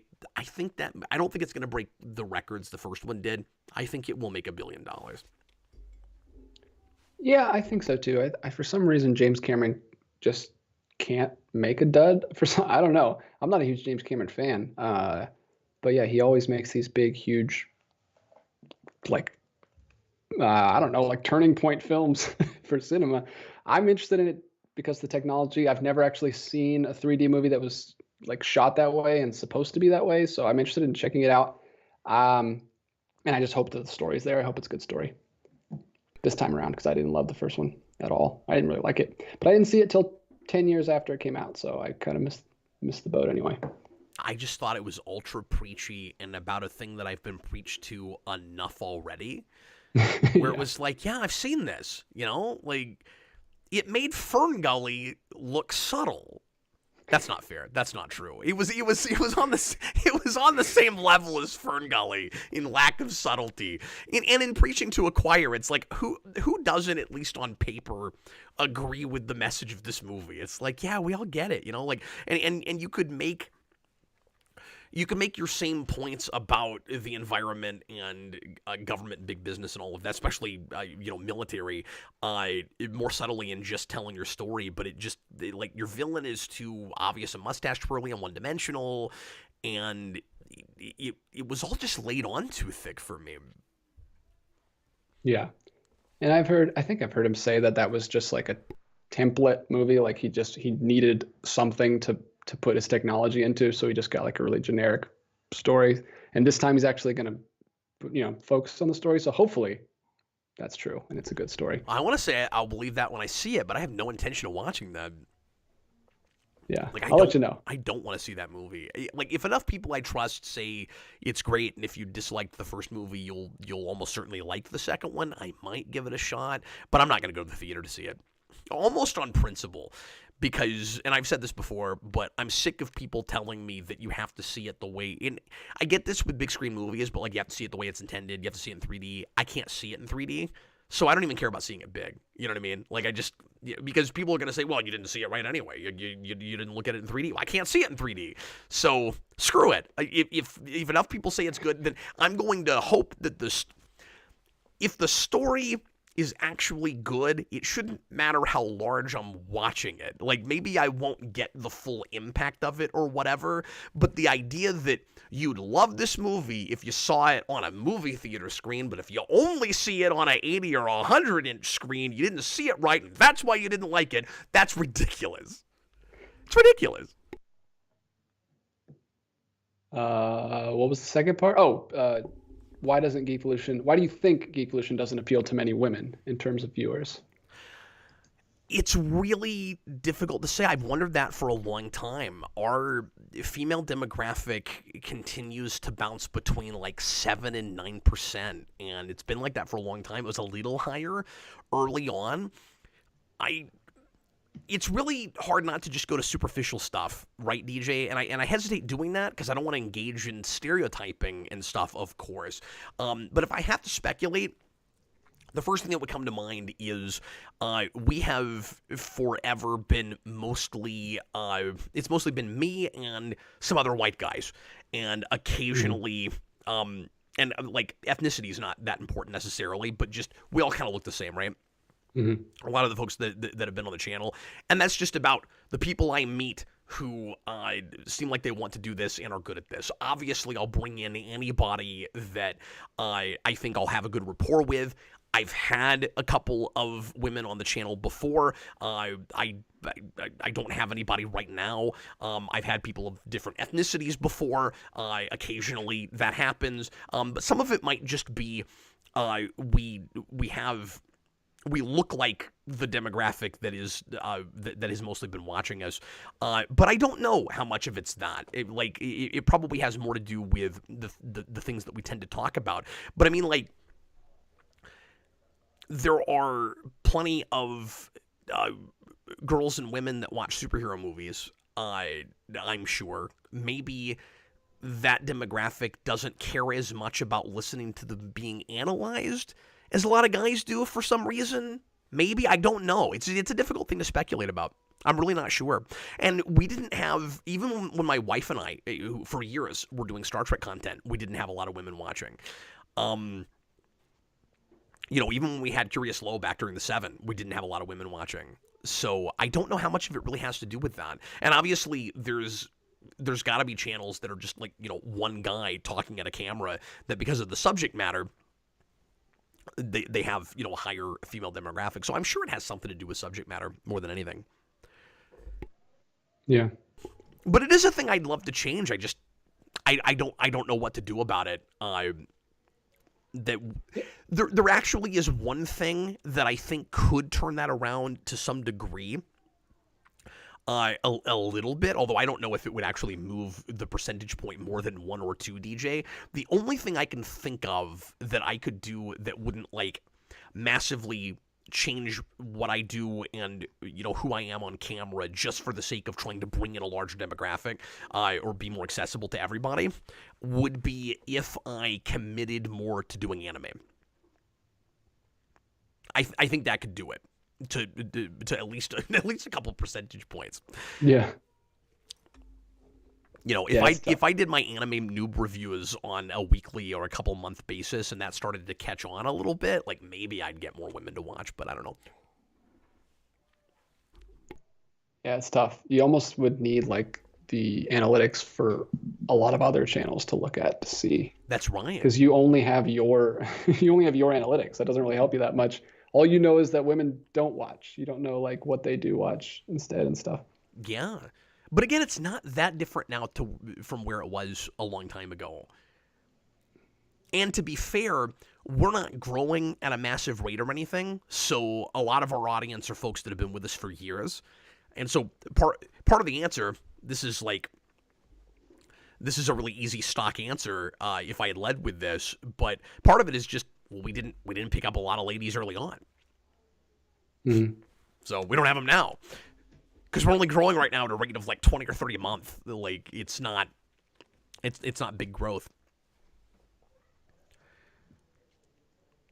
That makes sense. Another one from you, Tale. Have you seen Dahmer on Netflix yet? I'll say real quick, if anybody else has theories about that, I'd love to hear it. Oh, yeah, sure. I have not, and thanks for reminding me because I am curious about that. I like true crime stuff, and I've heard nothing but good things about that. I've heard that show is chilling and messes you up, but I am interested in seeing it, absolutely. I saw a meme about, I can't remember the actor's name. They'll tell us, who plays Quicksilver in Days of Future Past, but he's played like 4 serial killers now. He just keeps playing serial killers. Well, who is that? Whoever played Quicksilver in Days of Future Past.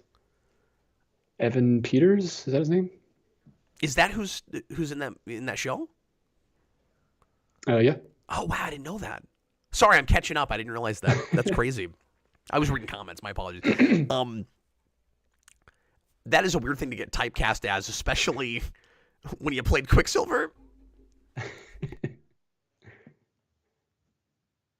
Daniverse, I remembered it before you put it in there. Sorry this time. Didn't need you this time, but stay in the wings. I'll need you soon. Now you're just I haven't showing seen off. that either yet. Is it a Netflix show? I thought it was a Hulu show.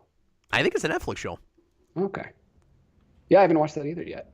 I did watch the there's a Dahmer movie that's based on a comic book that's written by like a friend that a guy who actually knew him that wrote the comic book and then that was turned into a movie. Oh, fascinating. That was cool. I watched that. That was a while ago now. It was a few years ago. John G, women hate Cap. Well, that's unfortunate. At least the one I'm married to doesn't seem to hate me, so that's... No, somebody suggested it was just because a lot of women don't watch geek culture stuff in the first place. How true is that, do you think? I know they don't. I know in my circles, I mean, I actually have had a few women commenting on videos recently, but it is a vast minority of collectors are women. Collectors, for some reason, the collecting thing. I know there are some, and there's some channels that I'm aware of, but for some reason, men vastly outnumber women in the collecting world. I don't know what that's about. That's interesting, but you're right. That probably has a lot to do with it. Because obviously people come to our channel for analysis and review and stuff, but the collection videos do pretty well, and we're talking about that all the time. Like, that's still baked into the review thing. Particularly with comics. And obviously there's a lot of female comic readers, but a lot of, and again, I don't want to generalize too much, I don't want to stereotype. There are women that read superhero comics, but a lot of women that read comics are into horror stuff and other genres. At least in my experience. I'll say just anecdotally, my wife has never cared as much about the collecting thing as I have. She likes doing it with me some, and she'll have a vested interest sometimes in particular things I'll buy. So like she'll influence me when I'm buying out a whole collection sometimes, especially like years ago this happened more, but it still does occasionally, where it's like, okay, if you buy out that comic collection and you start selling stuff, you can't sell any of the Captain America and you can't sell any of the Venom. But she wouldn't have bought that stuff herself. Like... Yeah. I'd like to know what the percentage, if we could get any kind of data on like hoarders and what the percentage of male to female in hoarders is, because I want to know, like, I think you mentioned this last time we talked, is it something like biological, evolutionary, like hunter-gatherers? Is it in men to gather stuff and bring it back to the house? I don't know. That's fascinating. Maybe there's something there. I don't know. Yeah, I would have to really noodle it to give you any kind of even like BS analysis. Oh yeah, well we'd have to do a ton of research and talk to a scientist probably, but I don't know. It just seems to be because I'm in a lot of collection groups on Facebook. I'm in a lot of it's all guys talking about, and a lot of stereotypical guys are like, oh, the wife was really mad I brought this home today, and like that kind of stuff. Like it's really interesting. Well, that's where the stereotype of like the man cave comes from. Like most guys with a man cave fill it with stuff. Yeah. You know, like part of the reason the woman doesn't want the guy's, area upstairs isn't just because she doesn't want to have to sit through football, because she doesn't want all of his crap upstairs. I don't have that as much with my wife. I don't think of the bunker as like a man cave in the same way. Like we've and I'm not saying this to like, justify my life decisions and things, but like I've never had that dynamic with my wife where, she tries to get me to throw stuff out, or, she cares too awfully much about what kinds of things are in the house or whatever. Like we've had, especially when we lived in an apartment, like we had a lot of my geeky stuff in the living room. And honestly, I've gotten to a place where I like to separate it more. We look more like adults if I don't have action figures in the living room. You know what I mean? Like, I've made that decision as much or more as Sarah has. It all looks real good together. Like I kind of much prefer to kind of have that separation. And Sarah has always liked the idea of kind of a pseudo museum space. So like she wouldn't collect the stuff as much herself, but she likes having it all here because it looks nice on display. Mm-hmm. Having said that, this is much more my space, and my wife is not down here all that often. But some of that's because we have little kids, and it's not real safe for them to be down here unsupervised. So I'm sure when they get older, Sarah will come down here and watch movies with me more, and play games and stuff. But Devontae Pat, Brown wants to know why I can't see in 3D, and I will answer this one more time for folks that don't know about it. But my eyes don't work together. When I was 13 months old, I had surgery because I was cross-eyed, and I had the distinction, at least at the time, of being the youngest kid in Arkansas to ever get eye surgery. Look at me, I'm so special. And my and to have glasses. I had glasses at 13 months old, and wow. So like I looked really super nerdy before I could talk, and so I had to get surgery to pull my eyes apart, and my eyes don't see like or work together like a normal person's. I have partial double vision in my left eye. It doesn't seem as bad as it used to be. It seems like it's slightly corrected itself a little bit more over time, maybe, or maybe I've just gotten used to it. I'm not sure. But that's why I have a lazy eye. So you can see sometimes when I look into the camera, I've got an eye that'll trail off, and that's because the surgery was only partially successful. It was a little bit botched. And I've met some other folks that have had this. It's not a real rare condition, but... No, I just Googled, and there's a ton of articles about it. Why some people, including Johnny Depp, can't see in 3D. Like, there's a ton of interesting articles about it. Just I'm type sure in, there's like, cross-eyed people can't see 3D, and there's, like, a bunch of stuff. I'm sure there's a name for the condition, because, I mean, I'm not actually cross-eyed technically. There's probably some sort of a name for the condition I have, but... Yeah. But occasionally people comment on it where they're like, hey, Cap, why don't you look directly into the camera? And, like, I am, but if I look with my left eye, which is my dominant eye, and you're not looking at my left eye, you'll think I'm not looking at the camera. Because if you're only looking... See, the real problem is that you're only looking at one of my eyes. So you think I'm not looking into the camera because you're only looking at one of my eyes. But if I look with my right eye, the left doesn't trail off as hard. But that's not my dominant eye, so it's not as comfortable to focus with that eye, which is why you see the lazy eye quite a bit if you're paying attention to it. So apparently, stereo blindness is what it's called, not being able to see in 3D. Stereo blindness. It says strabismus can cause stereo blindness. I didn't know that. Yeah, this is really interesting. I guess I could have Googled it. I never thought to do that. Here I am, 38 years old. I didn't even know what the name of whatever thing I have is. No, that's fascinating. I mean, I hate that you have to deal with that, obviously, but yeah, but I like that at least it has a cool name. Like yeah, you sound like Daredevil. Blindness sounds awesome. Yeah, you're basically Daredevil. I mean, But see, my condition sounds cooler because he's just blind. Well, I guess he's more than that because he's got his superpower that goes along with it, so he's not just straight up blind. But he doesn't have stereo blindness, you know? Being blind in stereo. It's blindness, but everywhere. Stereo blindness sounds like the effect that they used in that 2003 Daredevil film that looks really cool. That's true, yeah, where you're blind, but your other senses are heightened, so you can hear the world in stereo. All right, Patrick Hogue. Hey, Cap. I hope to be making films that you review one day. Oh, wow. Which film is What if I don't like them? then you're not going to think that anymore. You're like, oh, man, stupid Cap, unsubscribe.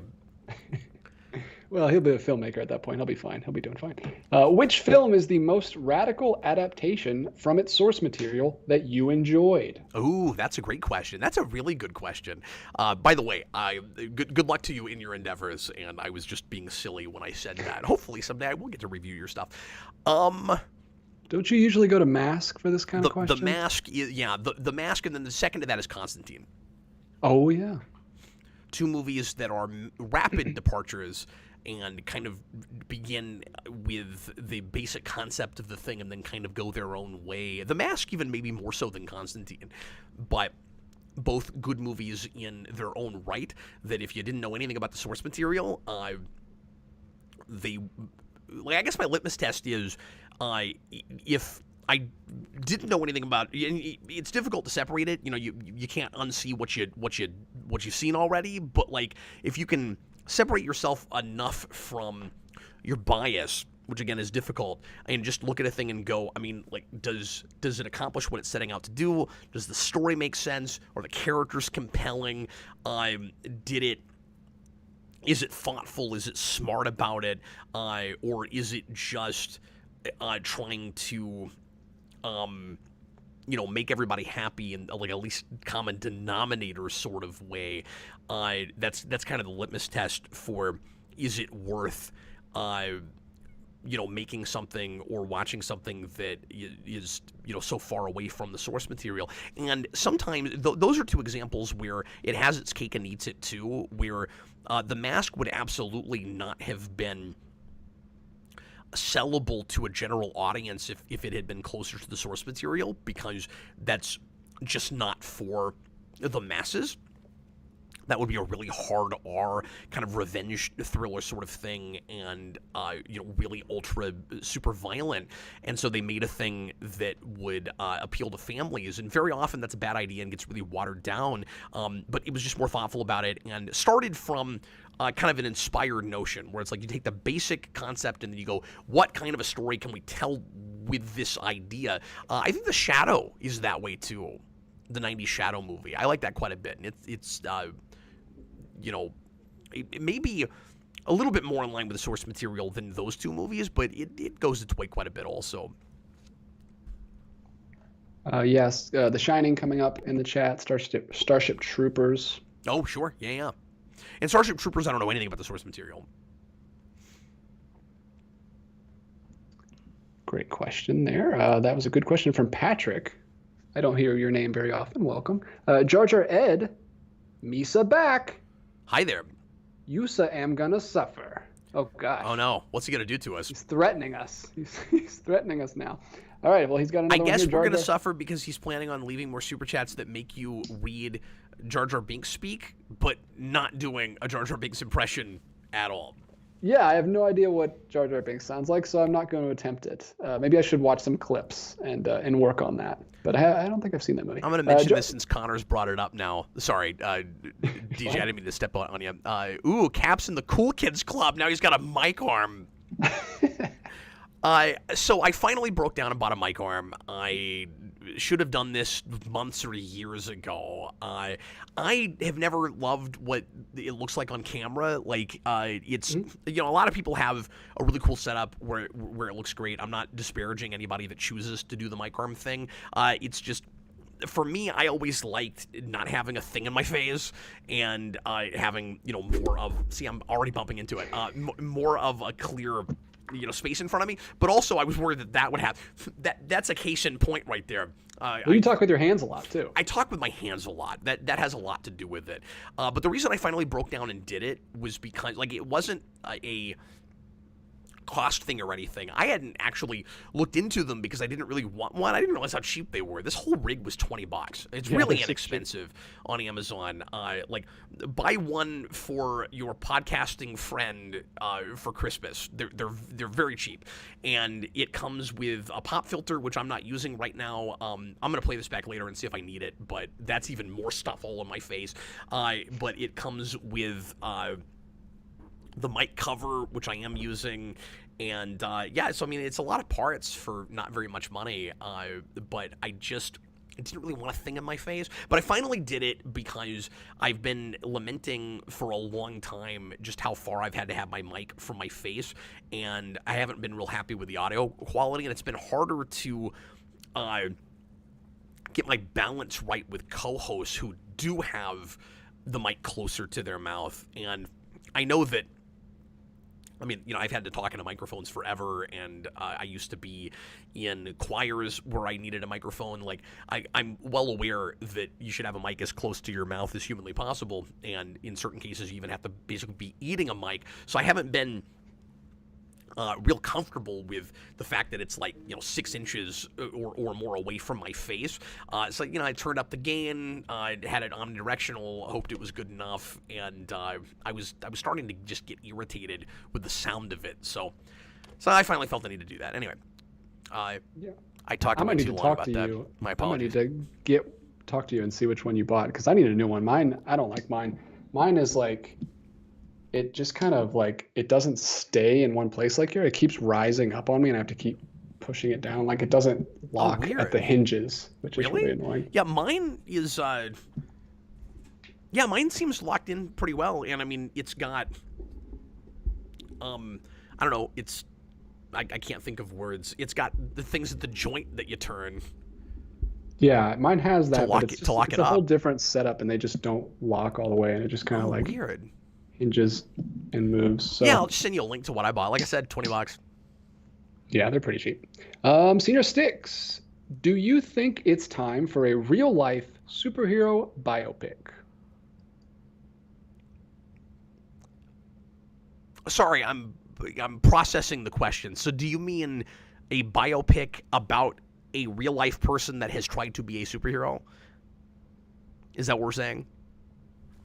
I don't know. I I'm not guess. totally sure how to interpret the question, and I don't Time want to do for that thing where I start answering a question that wasn't asked because I've done that that. has to be what he means, a real life superhero biopic. I don't know what else that could mean. Yeah. Let us know, Senior Sticks. But that's what it sounds like. Do I you think know it's there time for have real been. I know that there's a documentary, and I haven't seen it. People said it was kind of depressing. I need to get on that at some point. It's years and years old at this point. But there's a documentary about, or did I watch that? I can't remember now. I think maybe actually I did. I know I did, and it's really boring. Like that's the problem. really? is Nobody's really done anything cool enough to make a movie. That's kind of what I was going to allude to. Is there have been some folks that have put on costumes and either tried to do basically just glorified community service or actually done the vigilante thing, and usually what happens is they either just get labeled weirdos, and sometimes, frankly, they are, and I say this with as much respect as possible, kind of socially awkward people that, really, you understand why people think that about them, that just go out and try to look important, and maybe they do, help people and try to do some good things. But usually it's either, like I said, just kind of community service stuff, or it's somebody that like actually breaks the law and does violence to people. I can't remember his name, but there was a guy like that who ultimately ended up getting arrested and had to take his mask off on the stand and all of that. Yeah, Was it Phoenix Jones? Yeah, that just came to me. Yeah, he's been coming up in the chat. I can't He's think like of the big one. I was going to say that's probably the only one that I could see somebody thinking, it might be worth making a biopic about that guy. But I don't think there's anybody with like a juicy enough story, at least that I've heard of. Like maybe there's more stuff with him than I'm aware of, and you actually could make a really cool movie about it. I don't know. But what's weird about doing a biopic about a quote-unquote real-life superhero, we're basically just talking about a vigilante that puts on a costume, right? Because in real life, I don't know if you know this, nobody's ever had superpowers before. Hey, don't say that. You have stereo blindness. I think, I think you're mixing up a handicap with a superpower. There, DJ, it's a common mistake. Yeah. But anyway, what I would be worried about would be that in order to make it interesting enough for an audience, you'd have to make it so, you'd have to exaggerate it so much that you might as well have just made up your own superhero in the first place. Like, it'll just look like a standard fictitious superhero story anyway, if you make it... You do it the Weird Al way, where you just make up everything? But then it would be really weird, though, if you did like a farce about it. Yeah. That's a tough one. I don't know. Maybe someday we'll have someone that warrants a film. Considering how popular... sensational was the word I'm looking for. You'd get so sensational with it that you might as well just made up your own. But I think... but I'm a little bit surprised that we haven't seen more of this kind of thing happen, given how widespread and popular the superhero as a genre has been for now a couple of decades. And with like the division in the country and like political issues and things, you'd think more people and just, I don't know, economic woes and, and I don't want to get bleak, but like increases in suicides and things like that, you'd think more people would look to comics and superhero movies, and this is probably, I mean, this is an ill-advised thing. I'm not suggesting anybody should do this, but you'd think that there would be at least a few more people that would be crazy enough to go, I'm going to take things in my own hands and save the world, like these people that I see in the movies that do this. I guess that's more fuel for the fire, for the argument that things like video games and movies that are violent don't make people violent. Like, we can't even get more people to put on capes and go try to fight crime. Sorry, I'm distracted by a photo of Rainn Wilson and James Gunn with Phoenix Jones. Was he invited to like the super premiere or something? That's crazy. That is crazy. Wow. Yeah, he's pretty big. I guess he would definitely be the one. He's got a lot. Like if you just Google Phoenix Jones, a ton of stuff comes up. So, Mutale, which studio would make the Stan Lee biopic? Well, Disney seems to own the rights to Stan Lee's likeness as like a person. As far as I can tell, it seems like. So I'm sure they would end up making it. Is there a hologram of him at Disney World yet that like welcomes you to the land? Welcome, true believer, to Marvel Studios land, where it's everything. That's so sad. Oh man. Speaking of sensationalizing things, I would not put that past them. Hopefully that's can't really do that crass. legally. Yeah, at the very least, if they make that biopic, I hope they cast someone. Well, yeah, obviously. All right. Do we have any more super chats, DJ? It's about time to wrap up here in a few minutes. We have Jar Jar Ed, which he has warned us against reading it. So here I go. Wish me luck. There's a difference between a movie being a passion project and a movie made with merchandising in mind. That's where Misa draws the line. With respect, I disagree a little bit in that, again, I think that you can have both. I think that, to my earlier example, the Guardians movies, for James Gunn, the way you listen to them, I really believe those are passion projects, and the studio, the big parent company, absolutely has merchandising in mind. But I guess... your point probably though is whether you're beginning with merchandising. It's like what can we sell toys with? But then I've seen that done well too. Like you can start in that place, and then if you hire the right people who are just really good at taking an image and coming up with a cool, interesting, fun story about it, you can have a He-Man or Ninja Turtles sort of situation where people can get really creative with just action figure designs. Like that starts from a merchandising place. It says, we want to sell these things. And I'm not saying that 87 Ninja Turtles or He-Man or Transformers were like super well-told stories, but we've gotten great stories from those things later. I think the 1986 Transformers film is still really good. That's in that continuity. And those are things that go, well, we need a backstory for this stuff so that children will buy it. And you get people who get really creative with coming up with characterizations and backstory for things that were just, pieces of plastic meant to sell to children. So yeah, it can work that way as well. But you're right, more often than not, when that's where your heart is in the first place, it doesn't work out. So these are exceptions to rules, certainly. And then we have another one from Jar Jar Ed, but I don't know when he asked this, and I don't know what he's referring to, but I'm just going to read it straight. Oh, darn. He says, Jar Jar Ed, $5. It doesn't help we have bigoted trolls that criticize on the superficial level and lie for outrage attention, an easy way out for studios. That might have been about the same topic from earlier. Just, I'm not sure, though. With the commercial art discussion. Yeah, just the loud people that like, it's easy to dismiss people that are actually criticizing them for just using ideas for movies and just kind of label us all as those crazy people, I guess. Sure.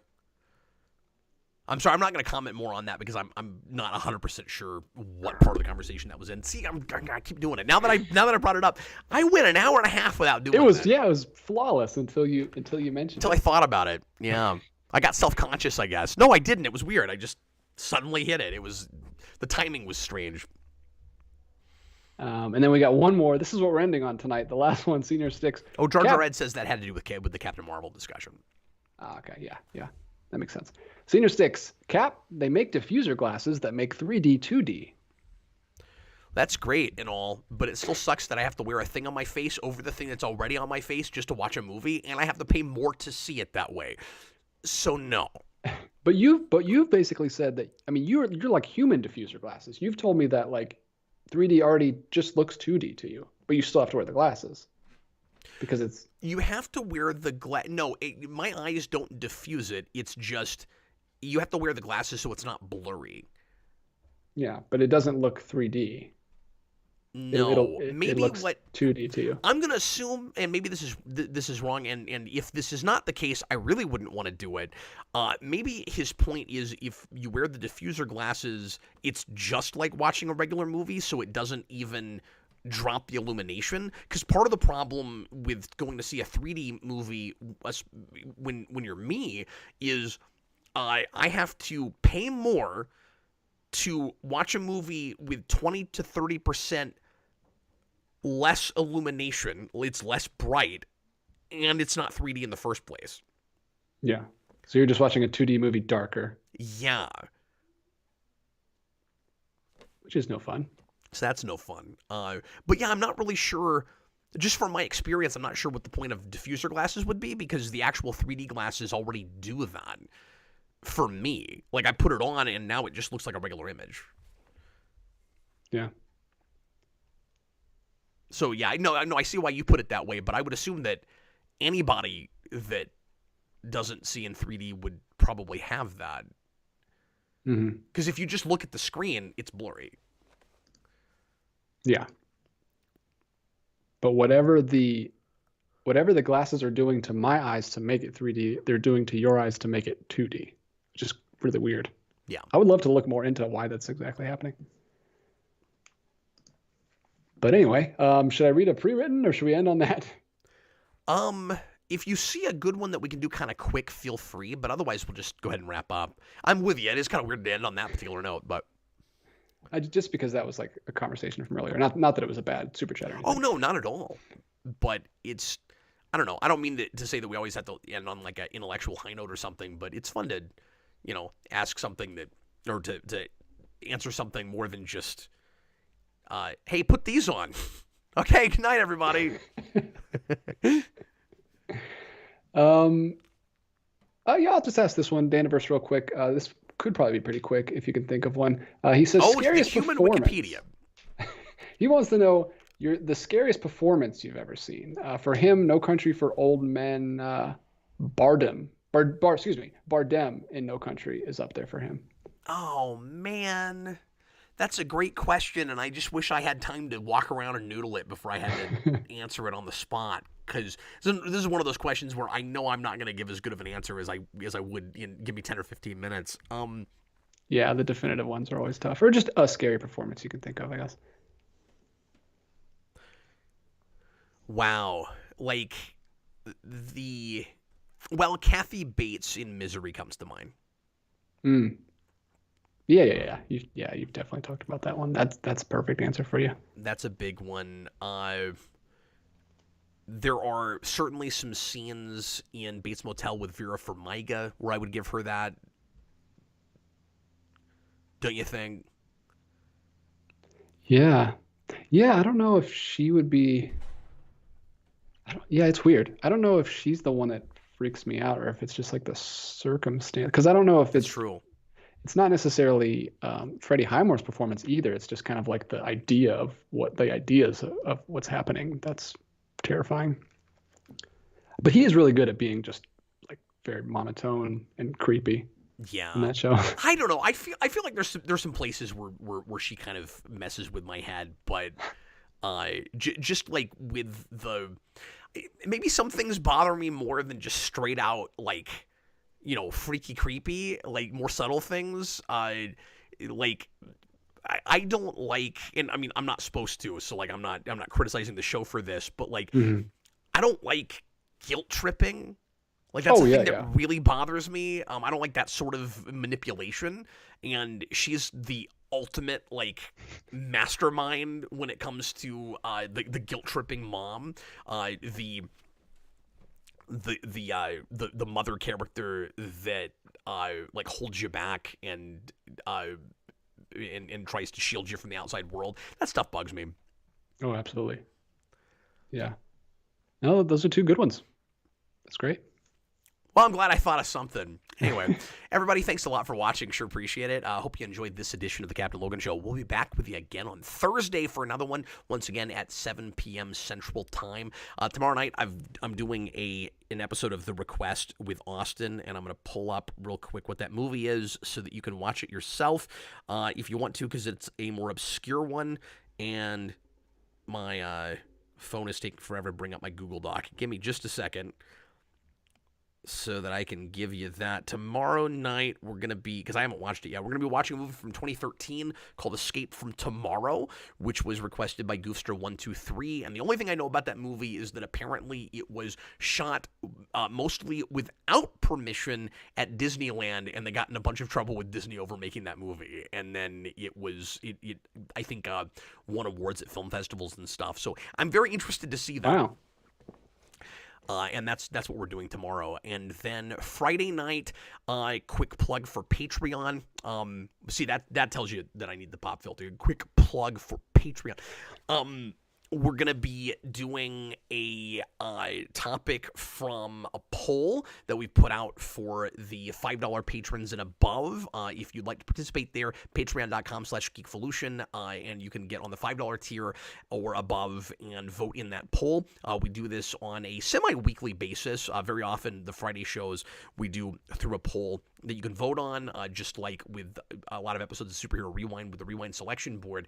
And this week, a couple of things of note that are on that list. I won't mention all four of them, but Pirates of the Caribbean 2 is one of the things that we might do on Friday if that wins. And also, I put on there a mini marathon for Star Trek the Original Series, and right now it's 50-50 split between those two things. So if you are interested in that, go check that out on Patreon, and we will see you again real soon with lots more cool stuff here on Geek Evolution. I was Captain Logan, and as always, bringing a lot of insight and reading questions very eloquently, DJ Martinez. Thank you, DJ. Always a pleasure. Appreciate you, buddy. We'll see you real soon, guys. Bye, folks.